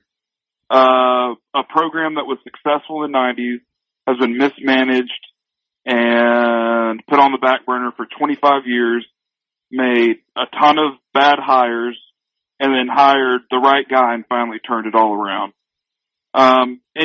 I think this baseball program, it gives us hope that we can turn around our football program too. It just takes the right hire and special men. And, tonight, I really do believe that this is a moment for so many reasons. I think you can make the argument, hey, put it up there. It's a Jeff Powell versus Miami kind of moment. The stumble and fumble. The Travis Stevens going wild in the swamp. I mean, listen to you. And listen, one thing that I've heard tonight, and Tony, I heard you mention your mother and how, you'd love to be able to share these moments with her. And I've heard other people mention family and friends and real tears being shed. And, I just want to take a second to say, guys, none of us are getting any younger. We gravitate towards these moments. We're desperate for them. As a Tennessee fan, these moments and memories, what happened tonight, it's a true time marker for us. You know what I mean? Like, we'll look back at this day and be able to tell you exactly what we were doing, where we were, who we were with. We mark, just like I mentioned the Jeff Powell versus Miami moment. Tony, I bet you can tell me exactly where you were and what you were doing when he scored that touchdown. Correct? Yeah, and I wasn't even here yet, but I was watching it in my living room in Pennsylvania. I wasn't even a part of All Nation yet, but I absolutely remember that. Like it was yesterday on the Westwood One radio network. These are time markers for us. And lately, it's like we've blocked it all out. Yes. But tonight we were reminded of the volunteer spirit that truly does bind us all. Yes. The never say die, we're going to kick your fucking teeth in and keep going mentality. Yes. And hey, you know what? That's Tennessee, and this team embodies our state, our traditions, and a hope for a better tomorrow for our athletic department. So I'm going to leave it with this. If this baseball team has taught us anything, if you make the right hire, have men that believe in the coach and the university, because like someone said earlier, when those guys touch the I'm going to give my all for Tennessee sign, they mean it.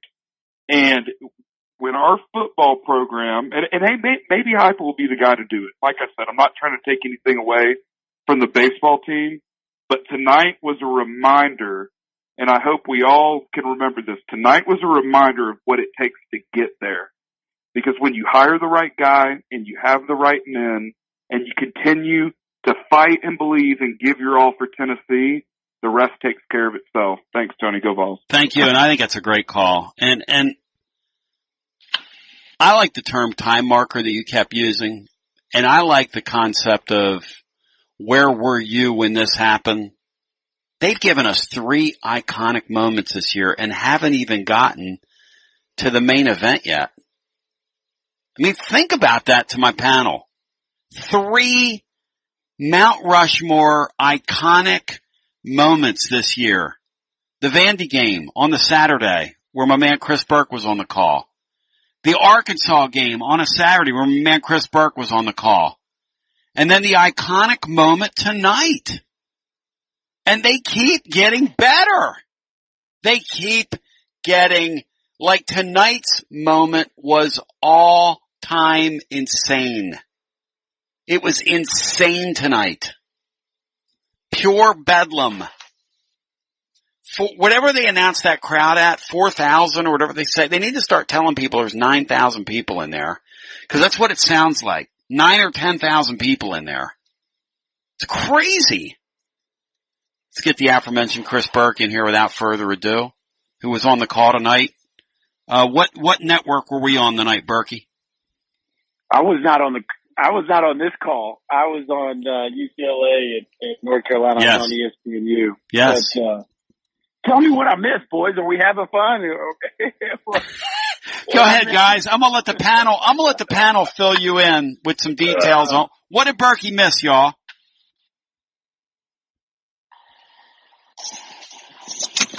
It was a 1 seed versus what should have been a 2 seed in a Sunday game, and just a complete hitter's park. Chad Dallas got knocked out of the game in the 5th inning. Wright State was just hitting bombs left and right, and we got to the 9th down 3 and worked the bases loaded. And then my guy Drew Gilbert puts one in the river out there, Berkey. Yeah, walk-off grand slam. I had 2 eyes on my game and my 3rd eye on that one. Berkey! Do you check scores when you're doing other games? Do you check the Tennessee score? He's watching the game, Brian. I guarantee he's watching our game. I guarantee he's. I will tell you this. Is Tyler Black any good? Is Hamilton any good? Wow. Did I tell you that? Did you call that? Did you call that? Did you call that? Don't even get me started on that being a 4 seed. Because Dixon just said that should have been a regional championship game. Because it's a joke how good that team is. And how about some of the arms they brought in out of the bullpen? Now, I missed a little bit of the decision making to start the 9th, but did they take the lefty out? Yes, they did. Chris, here's what they did. He got, I'm gonna do the math here. He got 8 straight outs, and they pulled him, and they brought a fresh arm in the 9th. And Cavalloni walked. And he walked him, and he walked. Ferguson drops the ball in the left center. Right? After a ball was hit that the right fielder made a tremendous play on a diving catch. Yes, and so the point is this. Tennessee could have had the bases loaded sooner than they did, but the truth is sometimes these managers get in a moment and they get something in their head. Chris, I said earlier, in a million years, there's no way I'm taking that kid out. No, that kid had only thrown, they said that kid had only thrown 8 1/3 innings all year. Like he'd been not used at all. The lefty that was yes, that's what they said. Now, I don't know whether it's true or not, but it's what they said. He had pitched sparingly. It's interesting because it looked like the kid they brought in the game was throwing nothing but breaking balls. Right. Drew Gilbert being a pretty much a dead pull hitter. That ball just ran right into his barrel. That was like a high hanging curve, it looked like. Yes, it did. Yeah. And that was their best pitcher that they brought in for that gave up the home. He's their Sunday starter. He's like a first team all conference guy. He was 8-1 on the year. They brought him in for that last, he's the one who gave up the hit. They hit Mississippi State's closer pretty well last week, if you'll remember. Yeah. Well, Wright State had just not been in that spot. They just hadn't had to close out games. I just looked, they had 5 saves all season. Wow. By 3 different guys. Like they didn't need a closer, and the moment was just way too big for them. And it's completely unfair that they had to play that game today. Unfair for both teams. I still think we'll probably see them again Sunday in a rematch. Hey, Chris, I'm proud of our fan base because you know what we've gotten tonight? And you would like this, Chris. You would like what we've gotten tonight, which is the sentiment, and I know you'll probably go back and listen because I know you love that this is on the map now in Rocky Top bigger than anything. Yeah. I know you. I know you. I just know you. When you go back and listen, what you're going to hear is in real time the emotion of that moment. Because we hit the air as soon as that thing happened. I mean, splash down, that ball splashes down, we're doing our thing. Once I'm choking back my tears here, and our panel joined us as we came along. There's 4 of us in the room right now. But our fan base, to a man and a woman, has said what a great baseball team Wright State was. How they came out tonight from the first inning on, just pounding balls. You know, Tennessee, they get the first 2. Tennessee gets the next 5. Most opponents, that's lights out. Oh, yeah. That's lights out. Not for these guys. No, they're up 3. How about the Oppo homer that Hamilton hits over everything in left center field? Yes. I mean, that was an absolute no-doubter. An Oppo bomb. Hundley. Yeah, an Oppo bomb off Hundley. And Yeah. did you see Hundley's face? Hundley looked shocked. Yeah. Like, nobody's hit that ball all year No, off because me. he makes his living throwing fastballs away, and very few people have the talent to be able to hit a ball and get to the backside of the field. I mean, that ball was 30 feet over the left center field fence, which is actually a part of that park that's not a bandbox. But I will tell you, and you guys are starting to realize it, and the league and the country starting to realize it, that ballpark is too small. When it gets warm, that ballpark is insanely small. Yep. And it played that way today. Line drive to right field. It was a line drive to right field. Home run. Well, you got a great point because that first game today we were watching out there in that noontime heat. I mean, Chris, that ball was jumping for Duke and Liberty. Just jumping today. Liberty hit, they had one kid had 2 3-run home runs. It wasn't 1:30 in the afternoon and one of their kids already had 6 RBIs. Yeah. They listed the attendance at 3951. That's BS. Don't care. There was at least 5,000 there. Yes. I don't know why they call doing screaming that. our heads up. You know, Berkey, about Wright State, it's not just that they have a bunch of mashers, but every single batter works the count. You know, not quite like Liam Spence, but they all are, 5, 6. I mean, they're just taking, just grinding out at bats, and they ran Chad Dallas, I think he got 1 out in the 5th inning, and his shortest start of the year. Just an impressive lineup. I mean, that's a middle of the pack SEC hitting lineup. Easily. Oh, there's no doubt. Look, I've had the first time I had Wright State, I think was 2015, and they made it to the regional final against Louisville. And Greg Lovelady, who's now the head coach at Central Florida, was the head coach at the time. And I was marveling at their talent. Yeah, that's right. I was marveling at their talent at that time. I couldn't believe how fast they were. Sean Murphy, the catcher for the A's right now, was their catcher at the time. And anyway, so I followed them ever since, and I've had them in a midweek game here at Louisville since then. And then, of course, if you watch them, they because they're smart with the RPI, they know how the RPI works. They always go play South and SEC teams early in the season, always. And then they just destroy their conference. But it gives them a chance where if they ever got clipped in the Horizon League tournament, they could still be an at-large because their RPI is always so good, you know? But somehow the selection committee guys, somehow there is a rule that 4 seeds, they try to allow 4 seeds to drive, which the tournament makes $11 million. It's the second highest grossing tournament in the NCAA. And they're worried about 4 seeds flying. Okay. So instead of just 1 through 64 and we're going to send the best teams, the worst 4 seeds, we are somehow in a 400-mile radius to Wright State. And so they send us right. First of all, I don't know how they arrived at Wright State being a 4 seed, but second of all, why in the world it matters that they can drive to Knoxville is so beyond me. And Tennessee's sitting there in a dogfight, while there's teams, while Stanford's playing North Dakota State. I mean, what's going on? Old Dominion's playing Jacksonville.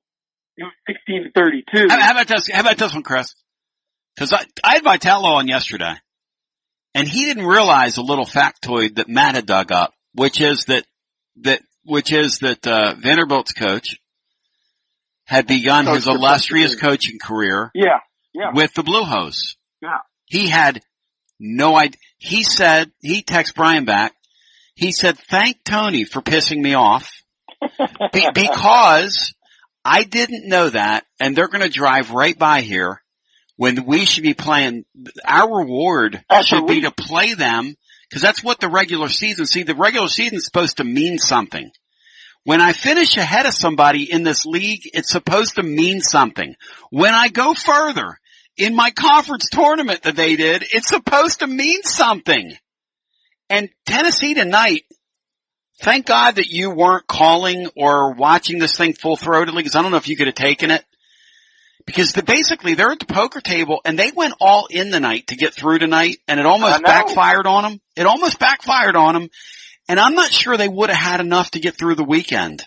I don't know if they've got Tidwell. Now they've got Tidwell, but Tidwell's probably going to beat whoever tomorrow, whether they're in the 0-1 game or the 1-0 game. That's right. And then you got Heflin could potentially win the next one. But nobody wants to be in the 0-1 game. Nobody wants to be in that one. That's a bad place to be, no matter, even if you're Mississippi State with their pitching depth. Nobody wants to be in the 0-1 game. But the fact of the matter is, it's disrespectful to the season Tennessee had. And truthfully, it's disrespectful to the program that Wright State has built and the season that they had, that you make them play a team like Tennessee that essentially can take their best punch. There is only a couple teams in the country that could take the Wright State punch that they threw tonight. That's a great point. Now, Sean, let's think about that for a second. There aren't many teams in the country that could take the punch. That could take the punch, right? But there aren't many. Maybe Maine. Tennessee's an elite baseball team, Cinco, to be able to take the punch that Wright State threw at them tonight. That's a great line, Burke. That is a great line. Yeah, I think so. And but I'll tell you this: if you go back and watch, first of all, I'm just watching over and over this. Yeah. This shot. I mean, he clears the scoreboard by another scoreboard. I mean, it's unbelievable. The ball's still enormous.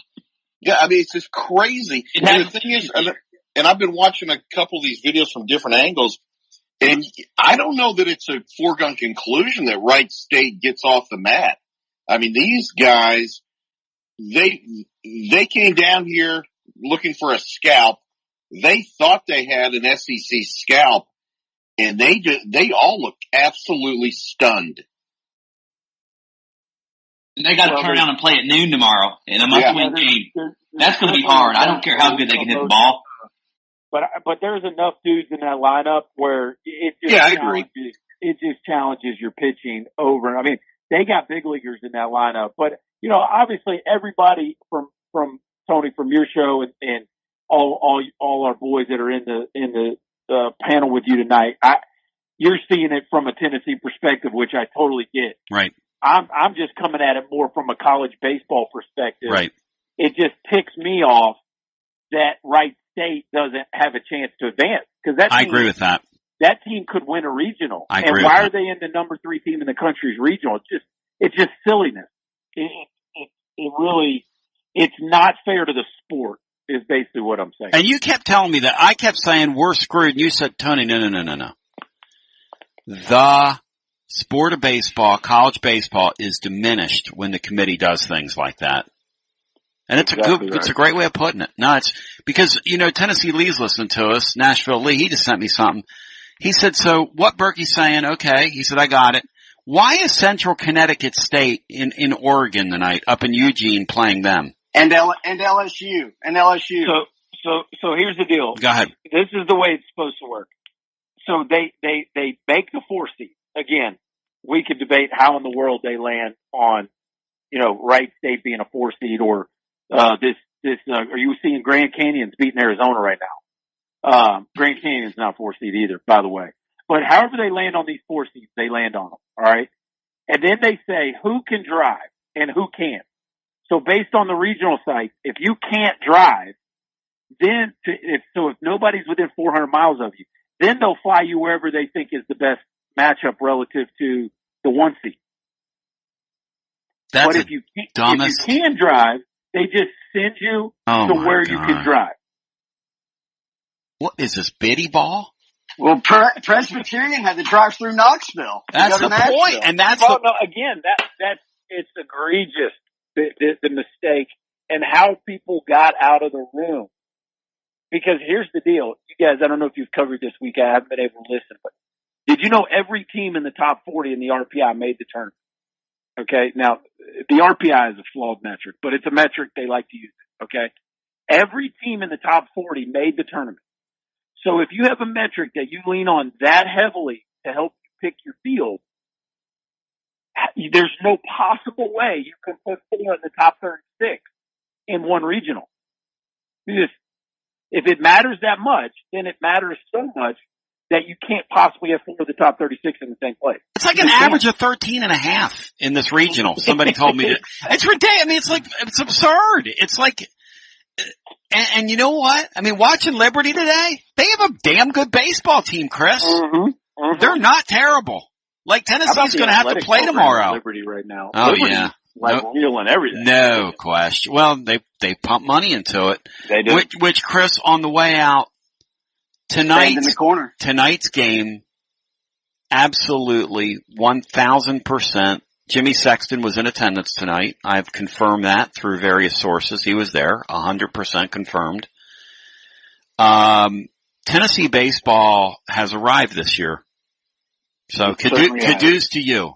Kudos to you for. Well, I didn't have anything. No, actually, I'm going to say, you did, Berkey. Yeah, I'm going to say this behind the scenes. You've had a lot to do with it, with championing this thing. And I'm not embarrass you or out you, but you've had a lot to do with championing where this program is heading. And you deserve credit for that. So I'm going to say that publicly to you. You're not going to like me saying that publicly to you, but you and your former teammates and anybody that wore that uniform and anybody that served in a capacity as a manager right on down, tonight is a night for them, because no question. What we just witnessed is a God bless us all special moment, and I don't take them for granted, Chris. I do not take them for granted. And that's why your show's so special. And I would just say, somebody that dearly loves the people of East Tennessee, and no matter where you're from, if you're part of the Tennessee fan base, it makes me smile to see our fan base enjoying this great sport, and it really makes me smile to see how clutch the kids in our locker room are, and how many big moments. And you when I came on, you were talking about the 3 big moments. Don't forget, it's by 3 different people. And I think the biggest story of this team, Coach Delmonico's era, and I hope this doesn't come off the wrong way, but Coach Delmonico's era, his 3 Omaha teams were marked by 3 first-round picks. I don't know if Max Ferguson's a first-round pick, but his numbers are no different than anybody else on that team for the most part. I mean, he's been a very good player, but you know what I'm saying. This team is, and our team, and I always feel unworthy of that in a way, because our team was incredibly deep and clutch, but because of awards that you get, sometimes people tend to lump a team in a category of, well, they had a player that carried them kind of thing. That could be further from the truth. But I will say that this team has depth that is scary. Like, it's crazy how deep this team. I mean, look at Pavloni guy. He's starting to look like a first-round pick, like people were projecting him to be. He's starting to swing the bat. Yes, he is. Drew Gilbert had spans in this year where he was completely absent, and he hits the game-winning grand slam. So I just think this team has a difference in the fact that they can really hurt you 1 through 9. And that's what's special about it. And every great team has to have people that contribute up and down the lineup. I think this team is scary. Not just can help you up and down the lineup, they are scary up and down the lineup. And it's cool to see you guys celebrating. It makes me smile. So I appreciate you letting me be All right, listen, I love you. Dixie's got one more thing for you on the way out. Go ahead. Well, just when you watch the video, watch Vitello just run out of the dugout. He beats Drew Gilbert down the line because Drew Gilbert had a Hall of Fame bat flip and stare down. And Vitello runs to the student section, which is incredible. And then did you hit a walk-off grand slam against Arizona State in like a midweek game in 01? I did on a Tuesday How do you remember that? Wait a second. Matt, how do you remember that? Because that's the year I fell in love with Tennessee baseball. Was 2001. So Chris Burke's the reason I've been a diehard fan the last 20 years when we've been struggling getting the Hoover. Berkey. Well, I appreciate you bringing that up, Dixie. Not too many people were awake for that moment. I promise you that. It was like at 2 in the morning, wasn't it? Yeah, it was. The game didn't start till 10 Eastern, I don't think. And, I hit a grand slam at like 1:30 in the morning to end it. How does he remember that? Hey, Berkey, I love you. Appreciate you guys. Hey, thanks. That's a great Chris Burke who worked a game tonight for ESPN. He jumped right on with us when he was done. He was texting me, Tony, I hope you guys are still going when I get done. I said, I think there's a chance we're going to still be going tonight here on Garza Law, extra innings, which is something I never thought we would do. Just a quick update. The SEC so far today is 5-2. The losers were Alabama and Florida. LSU trails Gonzaga, and Ole Miss is leading in their game. So they're on pace to go, I guess, 6-3. Sean, does that surprise you that the league's having a so-so day? And the Vols came really close to losing to Wright State, by the way. No, I don't know. I don't know if it's a so-so day. It's it's in the SEC. A lot of teams got in, because they were in the SEC. I know they got one on us, but I don't think that. I think this Wright State would tune Georgia up, would tune Alabama up. That's a really great point. I think they would have a shot of taking 2 or 3 from South Carolina. That's a great point. I think they'd beat Florida. They beat the hell out of Florida. Yeah, I don't know about that, but I think they could beat. I don't know that they. I don't know that Florida's got so many arms, but they would hang in there. There's no question. Well, if they got an early lead, Florida's going to quit. Well, there you go. Florida has never looked like, and Florida's awfully young. But I understand your point. But no, I think the conference got stretched a little bit because it is the SEC in baseball, and so. But hey, 5, 6, 7 wins. I mean, that's pretty quality right there. Back to the phones we go. Let's get our next call in. Hello and welcome in. You're on Garza Law Extra Innings. It's 12 past 11 o'clock Eastern Time, and we're doing this. Is this really happening? Hello. And I'm in full sheep mode. Guys, it's Bobby. What's up? Hey, buddy. I lost my voice yelling at home at the TV. Wow. That's a new level. Well, when he hit that home run, I'm glad my kids were in bed because I let loose a few F-bombs in a positive way. It was like a total cleansing of all the crap that we've dealt with for the last 2 years as a fan base, as a region, as a people. It was just like I forgot COVID existed. It was just cathartic. That's the best word I had for it. That's a beautiful word. Here's another thing about this team that by the way, Matt, you were talking about Tony V. I thought he was going to go catch the damn ball before it hit the ground. That guy, his left foot hit the ground when he came out of the dugout, and he was on a dead sprint down first baseline, and it was awesome. He is one of us. He's one of us. That little Banny Rooster, I just look at that. That little Banny Rooster was strutting down that line, boy, and he went over, and he made a beeline. That little Banny Rooster made a beeline for those kids, didn't he? He was really into that. That's really cool. Yeah. That's really cool. And he gets it. He gets it down in his guts. And And that's what it is around here. And I don't want to get into the cultural. No, he does. He gets it. He absolutely, he's a people person, man. Yeah. And if there's one thing we are in East Tennessee, we're kind of a FU kind of people and not in a negative way. Like if you don't like us, that's okay, but we love each other. Right. Yep. And he gets that. Yep. And I think it's time for Tennessee. Excuse me. I'm so sorry. I really did lose my voice. I think it's time for Tennessee to embrace the fact that we are the bad boys of college baseball, and we need to just start embracing that across all sports.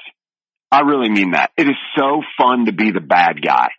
It is so fun. I've never experienced that as a Tennessee fan, except for Bruce Pearl. I'll give him that. Maybe that 2006 to 2009 run we had, we were kind of the bad boys. You know, we were there to make noise, and it's just fun. I mean, Drew Gilbert just hit a baseball. Sean, you were saying he cleared the scoreboard and he would have cleared another one. You're exactly right. He hit it, guys. I've had my car parked there before. There's a parking lot on the backside of that. There's some power cords, some power lines that run over that parking lot. He hit it over those power lines. It was an absolute tater, guys. I have never seen. Oh, hit it. Everybody in the stadium knew. You didn't even have to. I mean, the NCAA only, made Wright State take a bus, but Drew Gilbert put him on a plane with that ball. Thank you. That's a great. Maggie Nathan said something to you, Matt, during Matt and Maggie that you said today on our daily show, which is worth repeating. It's perfect. It's perfect. It is because it's absolutely true. And repeat it. Go ahead. Tony Vitello is the best parts of Bruce Pearl and Lane Kiffin put together. Yep. If you take the best of Lane Kiffin, that kind of bad boy trash talking, yep. Excellent recruiter, put him with Pearl and the personality, Pearl's got that FU deal too. Like that's Tony Vitello. Everything that we projected on Kiffin, everything we projected on Pearl, those early years, that's who Tony Vitello is. And, this is going to sound wrong coming off, but Tennessee became a baseball school tonight for at least for the short term. No, I don't think there's anything wrong with that. Tennessee needs to become a baseball school. Sean, we need to become a baseball school, right? We need to give this guy a $30 million stadium, go all in on that sport, and try to go win a couple of national championships while the iron's hot. Yes, I'm here to tell you, I'm for that. I'm not offended by that at all. Well, I don't know. I mean, you got a lot of luck when you get into Omaha, but the thing that this run does is it keeps your in-state kids thinking about Tennessee. I mean, because they commit so fast. I mean, so early in their careers that this just, who knows? The House kid may not go pro. I mean, he may still, stay in the draft, but the Burns kid, who's a marginal first, second round or something, he may just say, man, I want to be part of that. And, we all talk about Vanderbilt's advantage but Arkansas doesn't have more scholarship. They may have less, out-of-state tuition, but Ole Miss doesn't. Mississippi State, Vanderbilt's not dominating everything. I mean, we're right up there with everybody. And so if you can do this at Mississippi State, you can do it here. No, there's no question you can do it here. Back to the phones we go. Let's get our next call in. Hello and welcome. You're on Garza Law, Extra Innings. This is an impromptu edition. Well, hey guys. Hey, Raj. Hey man, what a great night. What a great night, buddy, to be alive and well. I ain't seen anything. I heard John earlier, but I ain't thinking I tried to, but a friend of mine called me and told me, and told out that was even better. I didn't know nothing about it until, and then a friend of mine called me about it and told me that Tennessee won. I mean, Tennessee would, my friend called me, twice, he called me one time, Tennessee were down by 3 points, and then, he called me again, told me Tennessee won, and I said, really? So Tony, it's a great moment. awesome moment, buddy, to Tennessee to win 9-8 last night. That's awesome to hear about that, Tony. That's really awesome. And to hear everybody tonight, to call in tonight, to share the joy, you know, in this, and this is so awesome, Tony, you know, to hear everybody talk tonight, to call in to hear all the joy, you know. It's awesome, you know. It's awesome to hear all this, Tony. And, Tony, I was going to ask you all about, the win tonight. Is this the biggest win ever? Like, that's a great question. Matt, biggest win in school history. Where does this one rank in school history, Matt? Yeah. Cause if you lose this thing, the air's out in your magical season. So. Yeah. You're not getting out of your own regional if you lose this game tonight. It's definitely a top 10 moment with the potential to be top 5 or top 3 if you capitalize and take advantage of it. Todd Helton had a similar home run like that actually sent them to Omaha in an extra inning game. So there's, a lot of special moments that somehow Tennessee's clutch in college baseball. We don't make the postseason a whole lot, but when we do, we usually make noise, and it's really incredible. It's one of the all-time great moments, which it's the third time this year we've said that, which is incredible. I gotta say this. Jaker's calling my personal cell phone right now, Roger, during your call. Cede him a moment. Jaker, what's up? What's going on, Tony? Jaker, you're live on the air right now on Garza Law Extra Innings. Appreciate you calling my cell phone. Well, I don't want to be on your Garza Law firm deal. I thought you did. You called my phone. I called you. Oh, okay. All right, buddy. I'll see you. We'll talk later. He didn't want to talk on the air, Raj. Oh, okay. I don't know, man. I don't know what to expect anymore, Raj. I thought the man wanted to talk on the air to me. Yeah, I hear you. The man's calling me while I'm doing. I mean, I know. I'm saying that. I'm saying, buddy. So Matt, I want to ask you, as out of the game, how were the fans? That big moment. Was it similar? Not the Arkansas game. It was. The fan was on fire. Was it similar to that? How was the fans? How was the fans tonight? When Tennessee won that night, was it similar to the Arkansas game tonight? Yeah, Roger. It was very similar to the Vanderbilt one and the Arkansas one. It was a lot louder tonight because they packed a lot more people in there, and there was a whole lot more students in there. Yep. And who had gotten rowdy and were on their feet. It was probably the loudest I've ever heard that ballpark. I'm gonna tell you something. It's just incredible. My daughter, is a pretty good gauge of this. The students, there is a bandwagon effect going on with the students. Because for the first time since I've been doing this in anything, she came to me today and wanted tickets. Cause she's not sports oriented at all. She just doesn't care. It's just not her bent. She's a tennis player and watching sports. I mean, and her, growing up in this house, I could see how that would happen. Cause she's just like, can we watch something else? And, but she wants to go to tomorrow's game, which, I was like, what, huh? What? Tomorrow's what game? Oh, Dad, you got any tickets and, but Raj, listen, I love you. You're my man. Peace on the streets. Go Vols to you. Go Vols, go. How can I? See you, buddy. Let's get our next call in.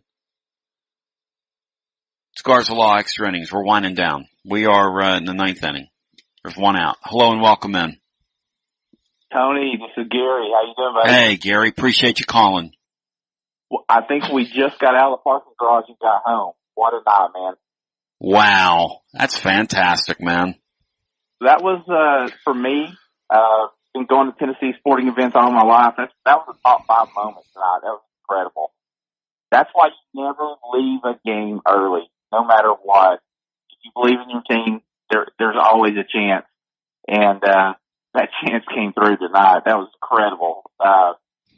why that pitch or why that coach took that left-handed pitcher out of there at the top of the ninth inning, I have no idea. That guy was Carousing. Like we had, you talk about it, something we had zero answers for.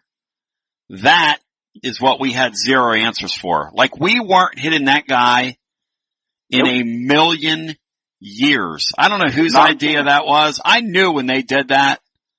I said, please, I'm loving this. Please get that guy out of there. Give us a chance. And there's no way that Wright State is a 4 seed. That team hits the ball like Arkansas does. They just don't have Arkansas pitching, but they hit the ball as good as Arkansas, every bit. There is no doubt that's true. Chris said they got major league players in their lineup. So Chris Burke's not gonna lie to us on that. And he warned us all week. You know, guys, I thought Chris was being a little alarmist earlier in the week when he referred to him as the Ball State of baseball and they're getting ready to break through and this is a team that could get to Omaha and this and that. And, he was not guys, he was not snowing us. Not in the least. Tony, I take that Quincy Hamilton kid right now, and I put him in center field for my Chicago Cubs, and I'd go all day with him right there. I love him. Man, he's a great player. Great player. Yes, sir. Yes, sir. And they're a 2 seed. They're a 2 seed in this tournament. That's what they are. Yeah, absolutely. We had a 1-2 night. I mean, you got your money's worth tonight because you saw one of the great college baseball games that'll be played this year. Absolutely. Absolutely. I'm so fired up. I don't know when I'm going to be able to go to bed at this point. You know, you're thinking at one point you're thinking, okay, well, we're going to have to be back here at 12 o'clock tomorrow. And then bam, just an incredible night. So fun.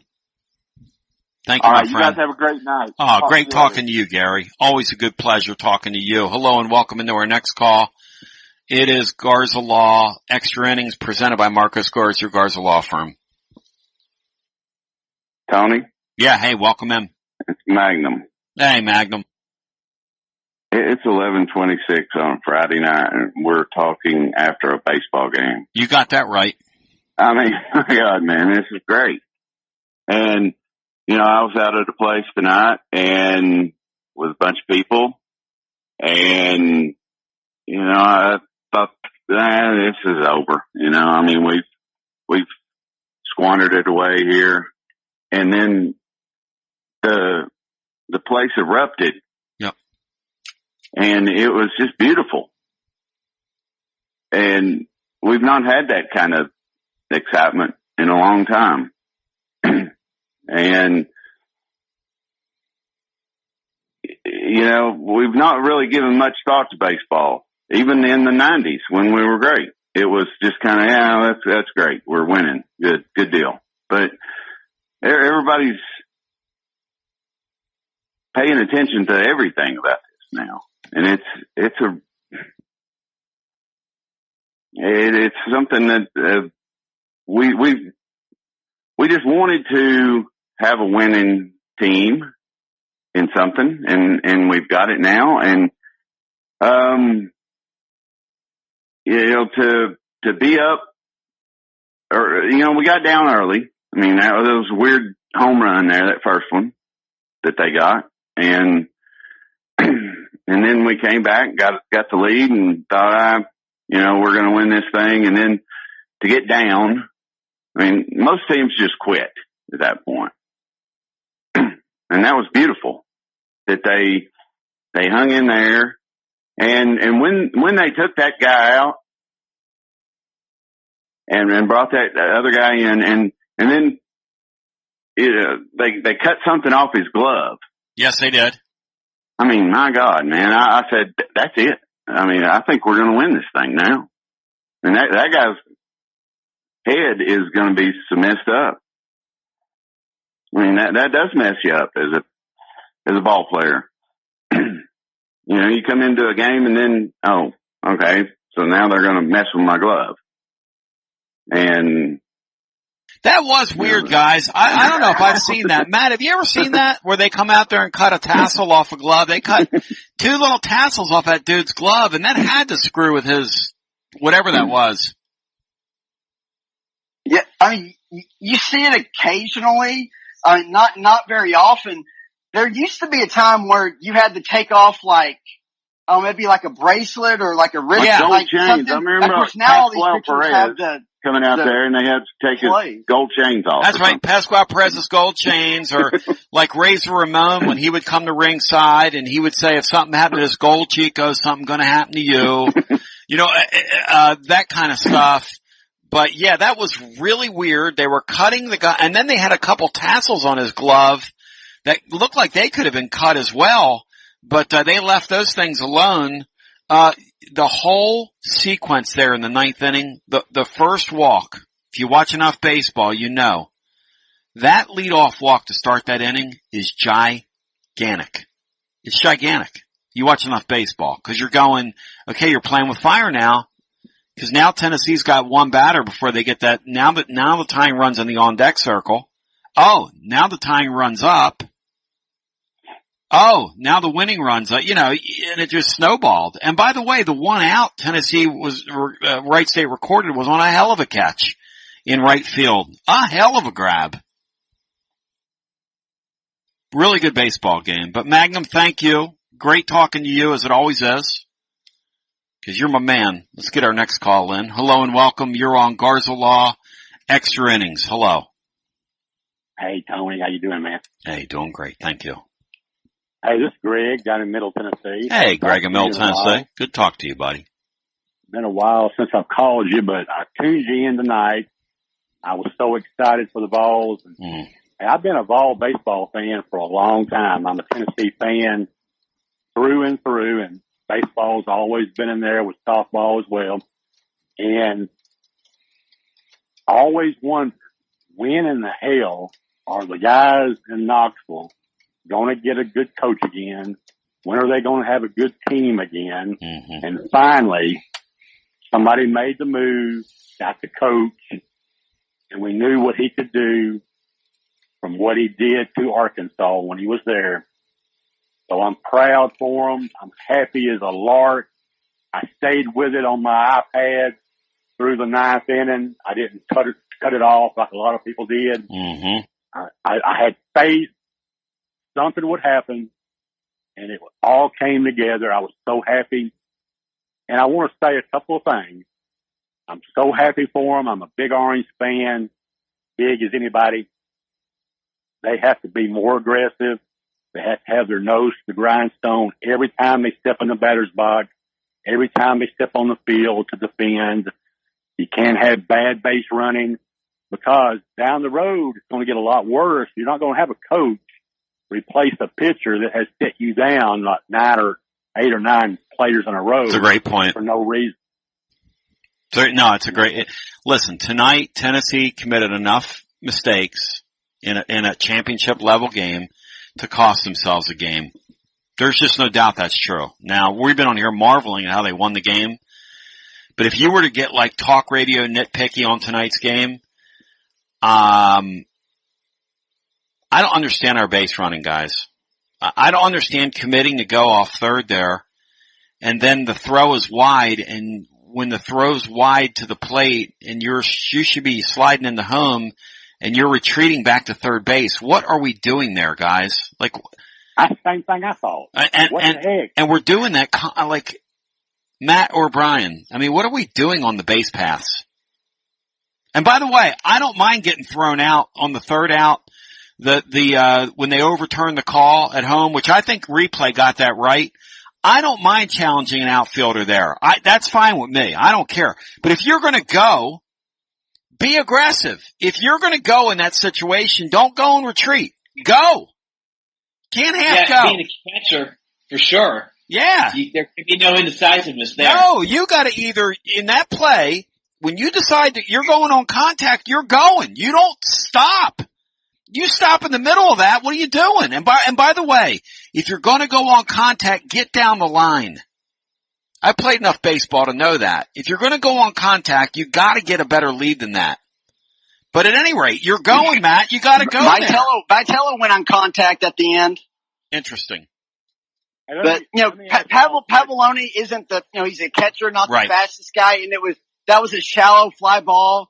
Pavoloni had a really bad slide. He could have slid much better and gotten to the plate.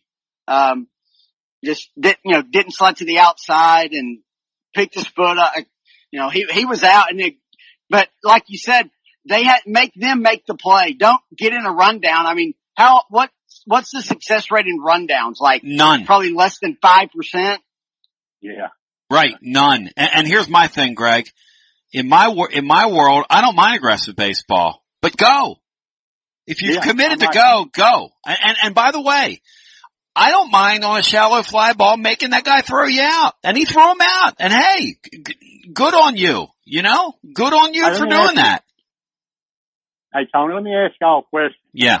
Do y'all remember back early in the game, Dallas, of course, was the starter, right?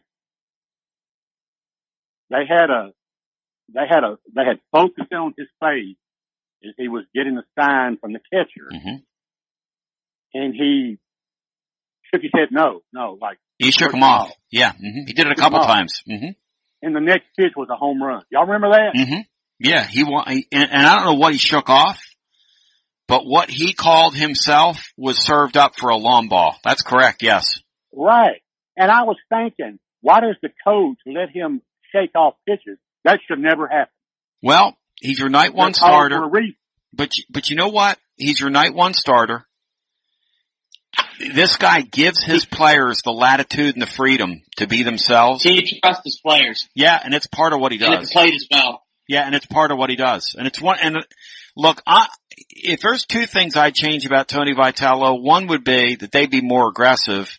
The way that guy was tonight, when your pitcher's in trouble, go out to the mound, stop the game, slow the game down. And that bugs me about Tony, but again, we're getting nitpicky talk radio here. I'm on here to celebrate tonight. And Greg, you're trying to pull me into the mud here, and you're going to get people to say bad things about me online, Greg, and it's going to be another day at the office. Hey, I'm a big fan as anybody on this earth. Big Orange. My blood runs Big Orange. Been running Big Orange for 55 years. And let me tell you, I'm so happy for them. I'm excited for them more than I've ever been in my life. I'm so glad. I am so glad they got a good baseball team. Oh my gosh. I thank God every day.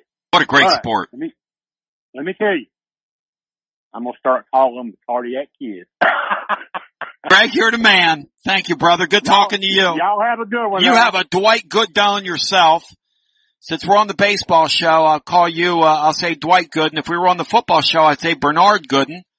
If we were on Garza Law basketball overtime, Brian, which Gooden would that be?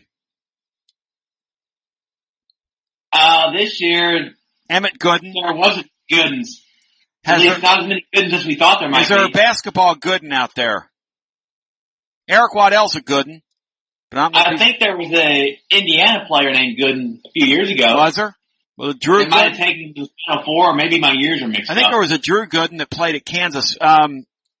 Mark Griffin loves the whole Gooden series and the Gooden franchise, as it were. Well, gentlemen. By the way, yes.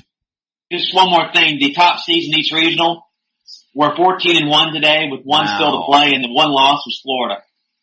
Wow.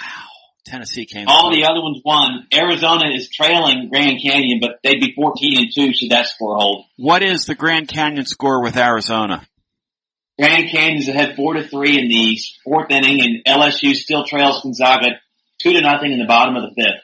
Matt, it's becoming clear to me, and I was talking with a friend of mine that's been in professional baseball for a long time, and he was telling me this tonight. Across Division I baseball, there are a ton of very good players. And it is simply a sport where when you get in these deals here, you better pay attention because anybody can beat you. Like, for instance, if you would have turned on today's New Jersey Institute of Technology, and that is what they're called, their game with Arkansas, you would have thought that's the Christians getting ready to get fed to the Lions. That was a 3-1 game early, and they had the bases loaded with 1 out in the 4th inning. And that's when they called the cops on their party. That New Jersey Institute of Technology team, now they got beat and they gave up a lot of runs. And they still came back to score 8 runs in that game. But that was a damn scary game for Arkansas. And the point is, New Jersey Institute of Technology had some kids on their team that can play. There are kids that can play the game now all over the country on these teams. It's a fun sport. Anything else? Any other final thoughts, guys? It's actually, the 4 seeds in some regions have a lot better shot than, say, the 16 seeded teams in the NCAA basketball tournament. No doubt about that. Well, a 4 seed won the national title one year, Fresno State. So this thing is even, in some ways, even better than than March Madness in that regard. This thing's wild. There's no doubt about that. And by the way, if we see that Wright State team again out of their loser bracket, I don't want them. I want them to get eliminated. I want them to sleepwalk, and that might be the first time in my life I ever cheer for Duke in something. How you like those apples? On Mike Krzyzewski, but I don't think it's going to be there on Mike Krzyzewski Appreciation Day. I think they're getting ready to get damn curb stomped tomorrow on Mike Krzyzewski Appreciation Day, day number 2. Any other final thoughts, guys? Because I got all lines jammed, but I don't have enough left in me to do this because we were doing this in an impromptu way, and we gave you a couple of hours, the best 2 hours of your life, as it were. Thank you, fellas. Matt and Brian, God bless both of you. Sean Sinclair, thank you. To all the callers, I want to say thank you. To my friends at Marcos Garza and your Garza Law Firm, thank you. I do want to say that tonight, we did tonight's show. I gained nothing financially from doing tonight's show, just to be completely honest with you. That was an impromptu deal. If you were moved, if it so moved you, if you want to support our work, please consider joining our Tea Club. $5 a month, whatever you can do. It helps us keep our lights on. Those of you listening to my daily show know today that our phones were on the blink today. We had to go to our backup. That's a couple $150 a month.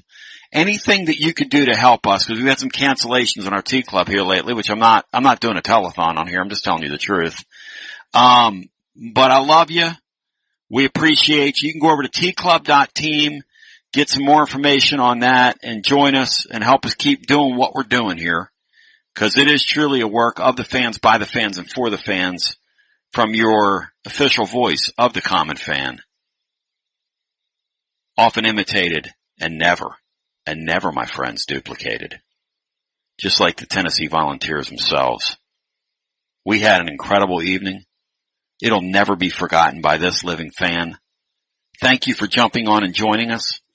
Thank you for making this a living and active evening. Thank you for participating in tonight's program, whether you listen to it live or on Memorex, whether you spread the word, whatever you did today to make tonight's program. Those of you that went to the games, thank you.